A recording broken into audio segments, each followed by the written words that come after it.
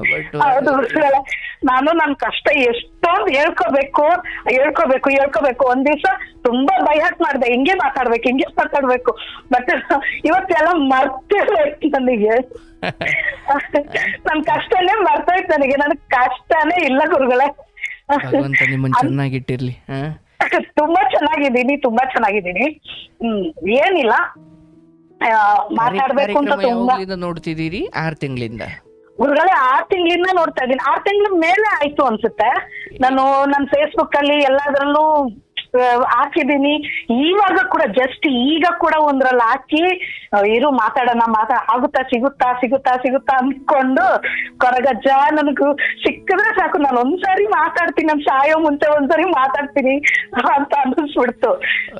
ಕೈ ಮಾತ್ರ ಸಿಕ್ಕೇ ಹೋಯ್ತು. ನನ್ ಕೊರಗಜ್ಜನ ಮೇಲೆ ತುಂಬಾ ನಂಬಿಕೆ ಗುರುಗಳೇ ನನ್ಗೆ. ಏನ್ ಮಾಡ್ಕೊಂಡಿರೋದವ? ಯಾರು ಗುರುಗಳೇ? ನಾನು ಒಂದ್ ಕಂಪನಿಲಿ ಕೆಲಸ ಮಾಡ್ತಾ ಇದ್ದೀನಿ ಗುರುಗಳೇ. ಅಂದ್ರೆ ಇದಕ್ ಮುಂಚೆ ತುಂಬಾ ಕಷ್ಟಪಟ್ಟೆ. ಅಂದ್ರೆ ನನ್ ತಂದೆ ತಾಯಿ ನಾವೆಲ್ಲ ಊರು ಹೆಸರು ಪರವಾಗಿಲ್ಲ. ನಾನ್ ಚಿಕ್ಕಮಗಳೂರು, ನಾನು ಹುಟ್ಟಿದ್ದು. ಅಂದ್ರೆ ನಾವು ಮಂಗಳೂರು ಕಡೆಯವರು, ನಾನು ಹುಟ್ಟಿದ್ದು ಚಿಕ್ಕಮಗಳೂರು. ಮತ್ತೆ ಈಗ ಇರೋದು ಬೆಂಗಳೂರ? ಈಗ ಇರೋದು ಬೆಂಗಳೂರಲ್ಲಿ ಕೆಲಸ ಮಾಡ್ಕೊಂಡು ಇರೋದು. ಒಳ್ಳೇದವ. ನನ್ಗೆ ನಾನು ತುಂಬಾ ಚಿಕ್ಕ ವಯಸ್ಸಲ್ಲೇನೆ ಲವ್ ಮ್ಯಾರೇಜ್ ಮಾಡ್ಕೊಂಡೆ ಗುರುಗಳೇ.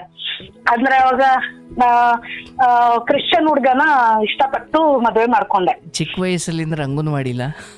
ಚಿಕ್ಕ ವಯಸ್ಸು ಅಂದ್ರೆ ಗುರುಗಳೇ ಒಂದು 15-16 ವರ್ಷ ಗುರುಗಳೇ. ಅಂದ್ರೆ ಏನ್ ಓದ್ತಾ ಇದ್ರಿ? PUC ನಾ? SSLC ಆಗಿತ್ತು ಗುರುಗಳೇ ಅಷ್ಟೇ. ಅಷ್ಟೊತ್ತಿಗೆ ಪ್ರೀತಿ ಮಾಡ್ಬಿಟ್ರ? ಅಂದ್ರೆ SSLC ನಾನು ಅರ್ಧಂಬರ್ಧ ಮಾಡ್ದೆ.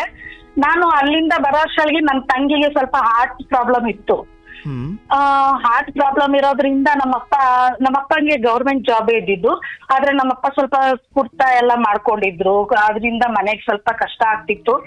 ಸರಿ, ನಮ್ಮಮ್ಮ ಫ್ಯಾಕ್ಟ್ರಿಗೆ ಹೋಗ್ತಿದ್ರು, ನಮ್ಮಮ್ಮನ ಜೊತೆ ನಾನು ಫ್ಯಾಕ್ಟ್ರಿಗೆ ಹೋಗಿ ಶುರು ಮಾಡಿದೆ. ಆಮೇಲೆ ಮನೇಲಿ ನನ್ನ ತಂಗಿಗೆ ಈ ತರ ಎಲ್ಲ ಪ್ರಾಬ್ಲಮ್ ಇರೋದ್ರಿಂದ ಬೇಡ, ಅವಳು ಹುಷಾರಾದ್ರೆ ಸಾಕು. ನಮ್ಮಮ್ಮ ದಿನ ಅಳೋದು, ಅವಳು ಬದುಕ್ತಾಳೋ ಇಲ್ವೋ ಅಂತ. ಇದ್ರಲ್ಲಿ ಹೊಸ ನಾನು ನಮ್ಮಮ್ಮನ ಜೊತೆ ಫ್ಯಾಕ್ಟ್ರಿಗೆ ಹೋಗೋಕ್ ಶುರು ಮಾಡಿದೆ ಗುರುಗಳೇ. ಆಮೇಲೆ ಕೆಲಸ ಮಾಡ್ಕೊಂಡು ಹಿಂಗೆ ಆಯ್ತು. ಹೋಗ್ತಾ ಬರ್ತಾ ಇದ್ಯಾವುದೋ ಅದರ ಇಸ್ಕೊಂತು ನನ್ಗೆ. ಲವ್ ಮಾಡ್ಬಿಟ್ಟೆ. ಆಮೇಲೆ ಅವ್ರ ಮನೇಲಿ ನಮ್ಮ ಮನೇಲಿ ಬಂದು. ಒಂದ್ ನಿಮಿಷ, 10ನೇ ಕ್ಲಾಸಲ್ಲಿ ಲವ್ ಅಂದ್ರೆ ಕ್ಲಾಸ್ಮೇಟ್ ಅಥವಾ ಹೊರಗಡೆ ಇವ್ರ? ಗುರುಗಳೇ ಅಂದ್ರೆ 10ನೇ ಕ್ಲಾಸಲ್ಲಿ ಲವ್ ಅಂದ್ರೆ ಯಾರು ಅವರು? ಅಂದ್ರೆ ಅವರು ನಮ್ಮನೆಯಿಂದ ಒಂದು ವಾಕೇಬಲ್ ಡಿಸ್ಟೆನ್ಸ್, ಸ್ವಲ್ಪ ದಾರಿ. ನಾನು ಕೆಲ್ಸಕ್ಕೆ ಹೋಗ್ತಾ ಇದ್ದೀನಿ ನೋಡಿ, ಅಲ್ಲಿ ಒಂದ್ ಕಡೆ ಅವ್ರ ಮನೆ ಇತ್ತು ಆ ಸೈಡ್ ಅಲ್ಲಿ. ನಾನು ಅವ್ರ ಮನೆ ಮುಂದೆನೆ ಹೋಗ್ಬೇಕು, ಮನೆ ಮುಂದೆನೆ ಬರ್ಬೇಕು ಆ ರೋಡಲ್ಲಿ. ಯಾವಾಗ್ಲೂ ಅಲ್ಲಿ ನಿಂತ್ಕೊಂಡ್ ನೋಡೋದು, ನಗೋದು, ಹಿಂದೆ ಬರೋದು, ಹಿಂಗೆಲ್ಲ ಮಾಡ್ತಿದ್ರು.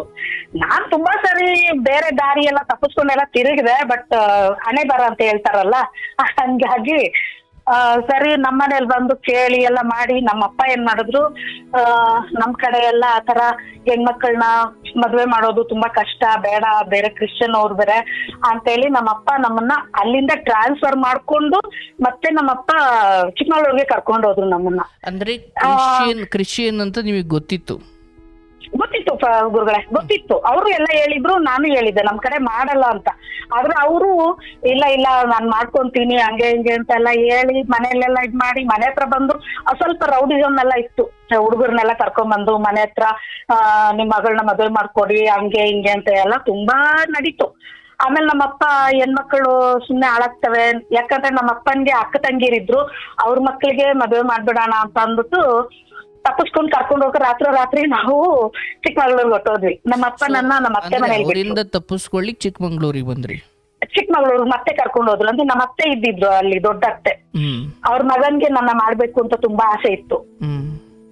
ಆಮೇಲೆ ಇದು ಇವನ್ನ ಲವ್ ಮಾಡ್ತಾ ಇದ್ದೀನಿ, ಇನ್ ನನ್ನ ಇಲ್ಲಿ ಮದುವೆ ಮಾಡ್ಬಿಟ್ರೆ ಹೆಂಗೆ ಅಂತ ಅಂದ್ಬಿಟ್ಟು ನಾನ್ ಮಾಡ್ಕೊಂಡಿದ್ದೆ. ಎಡವಟ್ಟು ಫೋನ್ ಮಾಡಿ, ಅಲ್ಲೊಂದು ಟೀ ಅಂಗಡಿ ಇತ್ತು, ಆ ಟೀ ಅಂಗಡಿ ಫೋನ್ ಅವ್ರ ಮೇಲೆ ನಿಮಗ್ ಪ್ರೀತಿ ಇತ್ತು, ಬಟ್ ತಂದೆಗೆ ಇಷ್ಟ ಇರ್ಲಿಲ್ಲ. ತಂದೆಗೆ ಇಷ್ಟ ಇಲ್ಲ. ಅಂದ್ರೆ ಅವರು ನಮ್ ಕಡೆ ಎಲ್ಲ ಕ್ರಿಶ್ಚಿಯನ್ ಅವ್ರನ್ನೆಲ್ಲ ಆಕ್ಚುಲಿ ಮದ್ವೆ ಮಾಡಲ್ಲ ಆತರ. ನಮ್ ತಂದೆಗೆ ಒಂಚೂರುನು ಇಷ್ಟ ಇರ್ಲಿಲ್ಲ. ಸೊ ಆಮೇಲೆ ನಾನು ಟೀ ಅಂಗಡಿಗೆಲ್ಲ ಫೋನ್ ಮಾಡಿ ನನ್ನ ಅಡ್ರೆಸ್ ಎಲ್ಲ ಕೊಟ್ಟು ಮತ್ತೆ ಅಲ್ಲಿಗೆ ಬಂದ್ರು ಅವರು. ಬಂದು ಸರಿ ನಮ್ಮ ಅತ್ತೆಯವರೆಲ್ಲ ನೋಡ್ಬಿಟ್ರು ಅವ್ರನ್ನ. ನೋಡ್ಬಿಟ್ಟು ಬೇಡ ಕಣೋ ಆ ಹುಡ್ಗಿನ ಇಷ್ಟೊಂದು ಇಷ್ಟ ಮಾಡ್ತಾನೆ ಅಂತ ಅಂದ್ರೆ ಅವನ್ಗೆ ಕೊಟ್ಟು ಮದ್ವೆ ಮಾಡು ಅಂತ ಹೇಳಿದ್ರು. ಅವ್ರೇನೋ ಹೇಳಿದ್ರು, ನಮ್ದು ಆಯ್ತು ಮದ್ವೆ. ಬಟ್ ಊರಲ್ಲಿ ನಮ್ ತಂದೆ ತಾಯಿನ ಒಂಥರ ಮಾಡಕ್ ಶುರು ಮಾಡಿದ್ರು. ಕ್ರಿಶ್ಚಿಯನ್ ಅವರು ನಮ್ ಜಾತಿಗೂ ಅವ್ರ ಜಾತಿಗೂ ತುಂಬಾ ಇದು ಅಂತ. ಆಮೇಲೆ ನನ್ನ ಇವರು ಮದ್ವೆ ಮಾಡ್ಕೊಂಡ್ ಬೆಂಗಳೂರು ಕರ್ಕೊಂಡ್ ಬಂದ್ರು. ಮಗು ಆಯ್ತು. ನಮ್ಮ ಅಪ್ಪ ಅಮ್ಮ ಫೋನಲ್ಲಿ ಲೆಟರ್ ಬರೆಯೋರು.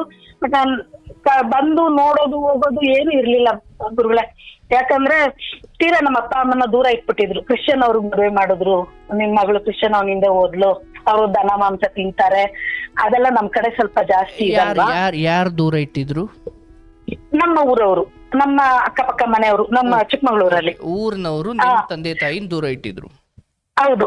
ತಂದೆ ತಾಯಿ ನಿಮ್ ಮನೆಗ್ ಬರ್ತಿರ್ಲಿವ? ನೀವು ಬೆಂಗಳೂರಲ್ಲಿ ಮನೆ ಮಾಡ್ಕೊಂಡಿದ್ರಲ್ಲ, ನಿಮ್ ಮನೆ ಇಲ್ಲ ಗುರುಗಳೇ, ಇಲ್ಲ ಬರ್ತಾ ಇರ್ಲಿಲ್ಲ. ಅಂದ್ರೆ ಬಂದ್ರೂನು ಅಪರೂಪ, ಬಂದ್ರೂನು ಅಲ್ಲಿ ಊಟ ಮಾಡ್ತಿರ್ಲಿಲ್ಲ, ಇದ್ ಮಾಡ್ತಿರ್ಲಿಲ್ಲ. ಜಾಸ್ತಿ ನಮ್ಮ ಹತ್ರ ಏನು ಮಾತುಕತೆ ಇರ್ಲಿಲ್ಲ. ಆಮೇಲೆ ತುಂಬಾ ಹಿಂಗೆ ಆಯ್ತು. ಆಮೇಲೆ ಹೆಂಗೋ ಒಂದು ಹೆಣ್ಮಗು ಆಯ್ತು. ಹೆಣ್ಮಗು ಆದ್ಮೇಲೆ ನಮ್ ತಂದೆ ಆಮೇಲೆ ಬರೋಕ್ ಶುರು ಮಾಡಿದ್ರು. ಒಂದ್ ಮಗು ಆದ್ಮೇಲೆ ಬರೋಕ್ ಶುರು ಮಾಡಿದ್ರು. ಊರ್ನವ್ರೆ ದೂರ ಇಟ್ಟಿದ್ದಾಳೆ ಅವಳು, ನನ್ ಮಗಳು, ನಾವೆತ್ತು ಮಕ್ಳು, ನಾವ್ ಆತರ ದೂರ ಇಡಕ್ ಆಗುತ್ತಾ ಅಂತ ಹೇಳಿ ನಮ್ಮಮ್ಮ ಬಂದು ನನ್ಗಲ್ಲಿ ಬಾಣಂತನ ಎಲ್ಲ ಮಾಡ್ತಿದ್ರು. ಚೆನ್ನಾಗಾಯ್ತು. ಆಮೇಲೆ ಅದೇನೋ ಚೆನ್ನಾಗಾಯ್ತು. ನಮ್ಮ ಅತ್ತೆ ಮನೆದ್ ಕಾಟ ಶುರುವಾಯ್ತು. ಅವ್ರಿಗೆ ಇವಳಿಗೆ ಅಡ್ಗೆ ಬರಲ್ಲ, ಇವಳೆಲ್ಲ ಅವ್ರ ಕಡೆ ತರ ಮಾಡ್ತಾಳೆ, ಇವಳೇನು ಮಾಡಲ್ಲ, ಹಂಗೆ ಹಿಂಗೆ. ಅವ್ರ ಅಕ್ಕ ತಂಗಿರು ಇಬ್ರು, ಅವ್ರಿಗಿಬ್ರು ಒಂದ್ ಅಕ್ಕ ಒಂದ್ ತಂಗಿ, ಒಬ್ಬ ತಮ್ಮ. ಇಷ್ಟು ಮನೆ ನಿಭಾಯಿಸ್ಕೊಂಡು, ನನಗ್ ಏನೇನು ಗೊತ್ತಿಲ್ಲ, ಚಿಕ್ಕ ಹುಡ್ಗಿ. ಬಟ್ ಮನೇನ ನಿಭಾಯಿಸ್ಕೊಂಡು ಅವ್ರಮ್ಮ ಕೆಲ್ಸಕ್ಕೆ ಹೋಗ್ತಿದ್ರು. ಈ ಮನುಷ್ಯ ಎಲ್ಲೂ ಕೆಲ್ಸಕ್ಕೆ ಹೋಗ್ತಿರ್ಲಿಲ್ಲ. ಆಮೇಲೆ ಅವ್ರ ಮನೇಲೆಲ್ಲ ತುತ್ತಿಗೂ ಒಂದೊಂದ್ ಮಾತನ್ನೋರು. ಈ ತರ ಅವನೊಂದ್ ಕೆಲ್ಸ ಮಾಡಲ್ಲ, ಏನಿಲ್ಲ, ಹಂಗೆ ಹಿಂಗೆ ಅಂತ ಒಂಥರ ಮಾತಾಡೋರು. ಮತ್ತೆ ಬೆಳಿಗ್ಗೆ ಎದ್ದು ನಾಷ್ಟ ತಿಂಡಿ ಎಲ್ಲ ಮಾಡಿದ್ರೇನು ಎಲ್ಲರೂ ಅವ್ರ ಬಾಕ್ಸ್ ತುಂಬಿಸ್ಕೊಂಡು ಹೊಟ್ಟೋಗ್ಬಿಡೋರು. ನನಗೇನು ಇರ್ತಿರ್ಲಿಲ್ಲ. ನನ್ ಮಗುಗ್ ಬೇರೆ ಹಾಲ್ ಕೊಡ್ಬೇಕು. ತುಂಬಾ ಕಷ್ಟಪಟ್ಟೆ. ಆಮೇಲೆ ಹೆಂಗೋ ಅದನ್ನು ಮ್ಯಾನೇಜ್ ಮಾಡ್ದೆ. ಆದ್ರೆ ಗುರುಗಳೇ, ಒಂದು ದಿವಸ ನಾನು ಈ ತರ ಬಂದಿದ್ದೀನಿ, ಮತ್ತೆ ನಾನು ಇಲ್ಲಿಂದ ಕಾಲ್ ಎತ್ತಲ್ಲ, ನೋಡೋಣ ನಿಮ್ಗೆ ಬೇಕು, ಇವ್ರಕ್ಕೆ ಯಾಕೆ ನಾನ್ ಮಾಡಕ್ಕಾಗಲ್ಲ ಅಂತೇಳಿ ಹಟ್ಟದಲ್ಲಿ ಅವ್ರ ತರನೇ ಅಡ್ಗೆ ಮಾಡಕ್ ಕಲ್ತ್ಕೊಂಡೆ. ಹಾಕಕ್ ಶುರು ಮಾಡಿದ್ಮೇಲೆ ಅವರು ರಿಲೇಟಿವ್ಸ್ ಎಲ್ಲ ಫಂಕ್ಷನ್ಗೆ ಅದಕ್ಕೆ ಬರ್ತಿದ್ರು. ಬಂದಾಗ ನಾನ್ ಅಡ್ಗೆ ಮಾಡ್ತಿದ್ದೆ. ಅಂದ್ರೆ ಏನ್ ವ್ಯತ್ಯಾಸ ಇರುತ್ತೆ ನಮ್ದು ಅವ್ರಿಗೂ? ಗುರುಗಳೇ, ನಮ್ ಕಡೆ ಏನಂದ್ರೆ ತೆಂಗಿನಕಾಯಿ ಜಾಸ್ತಿ ಹಾಕಿ ಅಡ್ಗೆ ಮಾಡ್ತೀವಿ. ಎಲ್ಲದಕ್ಕೂ ತೆಂಗಿನಕಾಯಿ ಯೂಸ್ ಮಾಡ್ತೀವಿ. ಅವರು ತೆಂಗಿನಕಾಯಿ ಯೂಸ್ ಮಾಡಲ್ಲ. ಅವ್ರಿಗೆ ತೆಂಗಿನಕಾಯಿ ಆಗಲ್ಲ. ಅವ್ರ ತೆಂಗಿನಕಾಯಿ ತಿನ್ನಲ್ಲ ಜಾಸ್ತಿ. ಸ್ವಲ್ಪನೂ ಆಗಲ್ವಾ? ಅಥವಾ ಸ್ವಲ್ಪ ಸ್ವಲ್ಪ ಹಾಕ್ತಾರೆ ಅಷ್ಟೇ. ಎಲ್ಲದಕ್ಕೂ ಸ್ವಲ್ಪ ಸ್ವಲ್ಪ ಯೂಸ್ ಮಾಡ್ತಾರೆ. ಆತರ. ತೆಂಗಿನ ಎಣ್ಣೆ ಬಳಸ್ತಾರ? ತೆಂಗಿನ ಎಣ್ಣೆ ನಾವು ಬಳಸ್ತೀವಿ, ಅವ್ರು ಬಳಸಲ್ಲ. ನಾವು ಬಳಸ್ತೀವಿ, ಅವ್ರು ಬಳಸಲ್ಲ. ಮತ್ತೆ ಆದ್ರೆ ನಮ್ಮೂರ್ ಕಡೆ ಕ್ರಿಶ್ಚಿಯನ್ ಅವ್ರು ಇದಾರೆ. ಅವ್ರೆಲ್ಲ ನಮ್ ತರನೇ, ಅವರು ತೆಂಗಿನಕಾಯಿ ಯೂಸ್ ಮಾಡ್ತಾರೆ, ಎಲ್ಲ ಮಾಡ್ತಾರೆ.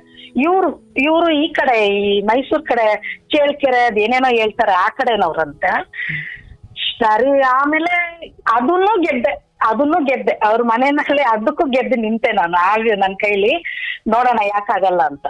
ಆಮೇಲೆ ನಮ್ಮ ಯಜಮಾನ್ರದ ಕೆಲ್ಸ, ಅಯ್ಯೋ ದೇವ್ರೆ, ಮನೇಲಿ ಅಪ್ಪ ಮಕ್ಳು ರಾತ್ರಿ 8 ಗಂಟೆ ಆದ್ರೆ ಗುರುಗಳೇ ಮನೇಲಿ ಒಬ್ರಿಗೊಬ್ರು ಚೇರ್ ಇಟ್ಕೊಂಡು ಒಡೆದಾಡೋದು.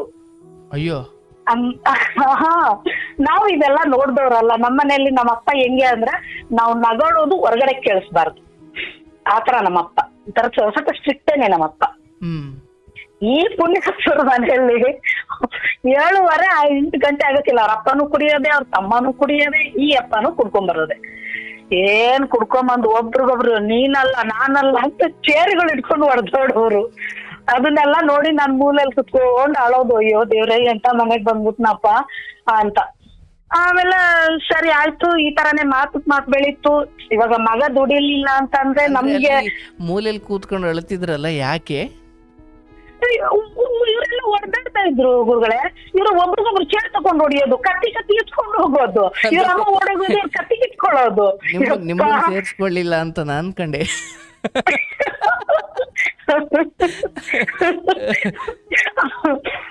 ಅಯ್ಯೋ ದೇವ. ಆ ಸಮಯದಲ್ಲಿ ಆಯ್ಕೆ ಬಗ್ಗೆ ಯೋಚನೆ ಬರ್ತಿತ್ತು. ಹೌದು ಗುರುಗಳೇ, ಅಂದ್ರೆ ನಿಜವಾಗ್ಲೂ ಹೇಳ್ತೀನಿ, ನಂತರ ತಪ್ಪು ಯಾವ ಹೆಣ್ಮಕ್ಳು ಮಾಡ್ಬಾರ್ದು. ಯಾಕಂದ್ರೆ ಓದೋ ಟೈಮಲ್ಲಿ ಓದಿದಿದ್ರೆ ಇವತ್ತು ನಾನು ಇಷ್ಟು ಕಷ್ಟ ಪಡ್ತಿರ್ಲಿಲ್ಲ. ಅಂದ್ರೆ ಈಗ ಚೆನ್ನಾಗಿದ್ದೀನಿ, ಆ ಟೈಮಲ್ಲಿ ನಾನು ಅಂತ ನರ್ಕ ನೋಡ್ತಾ ಇರ್ಲಿಲ್ಲ. ಆದ್ರೆ ಆಮೇಲೆ ಸರಿ ಮಾತಿಗ್ ಮಾತು ಬರ್ತಾ ಇವ್ರುನು ಹೊಡೆದಾಡೋದು ಅವ್ರು ಹೊಡೆದಾಡೋದು ಮಾಡ್ಕೊಂಡು ಮಾತಿಗ್ ಮಾತು ಬಂದು ಮಗನ್ಗೆ ಹೇಳ್ತಿದ್ರು, ನಿನ್ನ ಹೆಂಡತಿನ ಕರ್ಕೊಂಡು ನೀನ್ ಸಪ್ರೇಟ್ ಆಗಿ ಹೋಗು, ನಿನ್ನ ನೋಡಕ್ಕಾಗಲ್ಲ, ನಿನ್ನ ಹೆಂಡತಿಗೆ ನಾವೇ ಊಟ ಹಾಕ್ಬೇಕಾ ಹಂಗ ಹಿಂಗ ಅಂತ. ಈ ಮನುಷ್ಯ ಕೆಲ್ಸಕ್ಕೆ ಹೋಗ್ತಿರ್ಲಿಲ್ಲ. ಸರಿ ಅಲ್ಲಿಂದ ಬಂದ್ವಿ ಹೊರಗಡೆ. ಅಲ್ಲಿಂದ ಹೊರಗಡೆ ಬಂದು ಎಲ್ಲೋ ಒಂದ್ ಚಿಕ್ಕದೊಂದು ರೂಮ್ ಮಾಡ್ಕೊಂಡು ಹೆಂಗೋ ಮಾಡ್ಕೊಂಡು ಅಲ್ಲಿ ಕೆಲ್ಸಕ್ಕೆ ಹೋಗು ಅಂತಂದ್ರೆ ಹೋಗೋದು. ಆಟೋ, ನಾನು ಆಟೋ ಓಡಿಸ್ತೀನಿ ಅಂತ ಹೇಳ್ಬಿಟ್ಟು ಆಟೋ ತಕೊಂಡು ಯಾರೋ ಇವಾಗ ದೊಡ್ಡ ದೊಡ್ಡ ಶ್ರೀಮಂತ ಒಂದ್ 7-8 ಆಟೋ ತೆಗೆದು ಬಿಟ್ಟಿರ್ತಾರೆ. ಅವ್ರಿಗೆ ಡೈಲಿ ಒಂದು 150 ರೂಪಾಯಿ ಕೊಡೋದು. ನೀನ್ ಎಷ್ಟಾದ್ರೂ ಸಂಪಾದನೆ ಮಾಡ್ಕೋ, ಅದ್ರ ಮೇಲೆ 150 ರೂಪಾಯಿ ನಮಗ್ ಕೊಡು ಅಂತ ಹೇಳ್ತಾರೆ. ಸರಿ ಅಪ್ಪ ಆಟೋ ತಕೊಂಡು ಹೋದವನು ಎಲ್ಲೋ ಮರದ ಕೆಳಗಡೆ ಹಾಕೊಂಡು ನಿದ್ದೆ ಮಾಡ್ಬಿಡೋದು, ಮಲ್ಕೊಂಡ್ಬಿಡೋದು, ಬರೋದೇ ಇಲ್ಲ, ಎದ್ದೋಳೋದೇ ಇಲ್ಲ. ಹಿಂಗೆಲ್ಲಾ ಮಾಡ್ಕೊಂಡು ರಾತ್ರಿಗೆ ಬಂದ್ಬಿಟ್ಟು ನನ್ನ ಹತ್ರ ಇರೋದೇ 50 ರೂಪಾಯಿ, ಇದ್ರಲ್ಲಿ ಮಾಡು, ಹಂಗ್ ಮಾಡು, ಹಿಂಗ್ ಮಾಡು. ಸರಿ ಇನ್ನೇನ್ ಮಾಡೋದು, ಬಂದ್ಬಿಟ್ಟಿದೀವಿ. ಹೆಂಗೋ ಕಷ್ಟನೋ ಸುಖನೋ ಒಂದು 3-4 ತಿಂಗಳು ತುಂಬಾ ಕಷ್ಟಪಟ್ಟೆ ಗುರುಗಳೇ. ಆಮೇಲೆ ಮಗ ಹುಟ್ದ. ಮಗ ಹುಟ್ಟಿದ್ಮೇಲೆ ನಾನೇನ್ ಮಾಡಿದೆ, ಮಗನ ನನ್ ತಂಗಿ ಇನ್ನೊಬ್ಳಿದ್ಲು, ಅವಳನ್ನ ಊರಿಂದ ಕರ್ಕೊಂಡ್ ಬಂದು ನನ್ ತಂಗಿನ ನೋಡ್ಕೊಳಕ್ ಬಿಟ್ಟು, ನನ್ ಮಗುನ ನೋಡ್ಕೊ, ನಾನ್ ಕೆಲ್ಸ ಮಾಡ್ತೀನಿ ಅಂತ ಹೇಳ್ಬಿಟ್ಟು ನಾನು ಫಸ್ಟ್ ಟೈಮ್ ನಾನು ಕೋರಮಂಗಲದಲ್ಲಿ ಗಾರ್ಮೆಂಟ್ಸ್ ಕೆಲ್ಸಕ್ಕೆ ಹೋದೆ ಗುರುಗಳೇ. ಗಾರ್ಮೆಂಟ್ಸ್ ಕೆಲ್ಸಕ್ಕೆ ಹೋದೆ. ಗಾರ್ಮೆಂಟ್ಸ್ ಕೆಲಸ ಮಾಡ್ಕೊಂಡು ಹೆಂಗೋ ಜೀವನ ಮಾಡ್ತಾ ಇದ್ವಿ. ಇವ್ರದ್ದು ಯಾವಾಗ್ಲೂ ಆಮೇಲೆ ಗಾರ್ಮೆಂಟ್ಸ್ ಅಲ್ಲಿ ಕೆಲಸ ಮಾಡ್ಬೇಕು ಶುರುವಾಯ್ತು. ಇನ್ನೊಂದು ಶುರುವಾಯ್ತು ನಮ್ ಗಂಡನ್ ಚಾಳಿ. ಅವನ್ಗೆ ಡೌಟ್ ಯಾರ ಹತ್ರನೂ ಮಾತಾಡಂಗಿಲ್ಲ. ವೇಲ್ ಹಿಂಗ್ ಹಾಕೋಬೇಕು, ಹಂಗ ಹಾಕೋಬೇಕು, ತಲೆಗೆ ಹಾಕೋಬೇಕು, ಮಕ್ಕಕ್ಕೆ ಹಾಕೋಬೇಕು, ಹಿಂಗೆಲ್ಲ ದಿನ ಜಗಳ ಆಗೋಯ್ತು ಮನೆಯಲ್ಲಿ.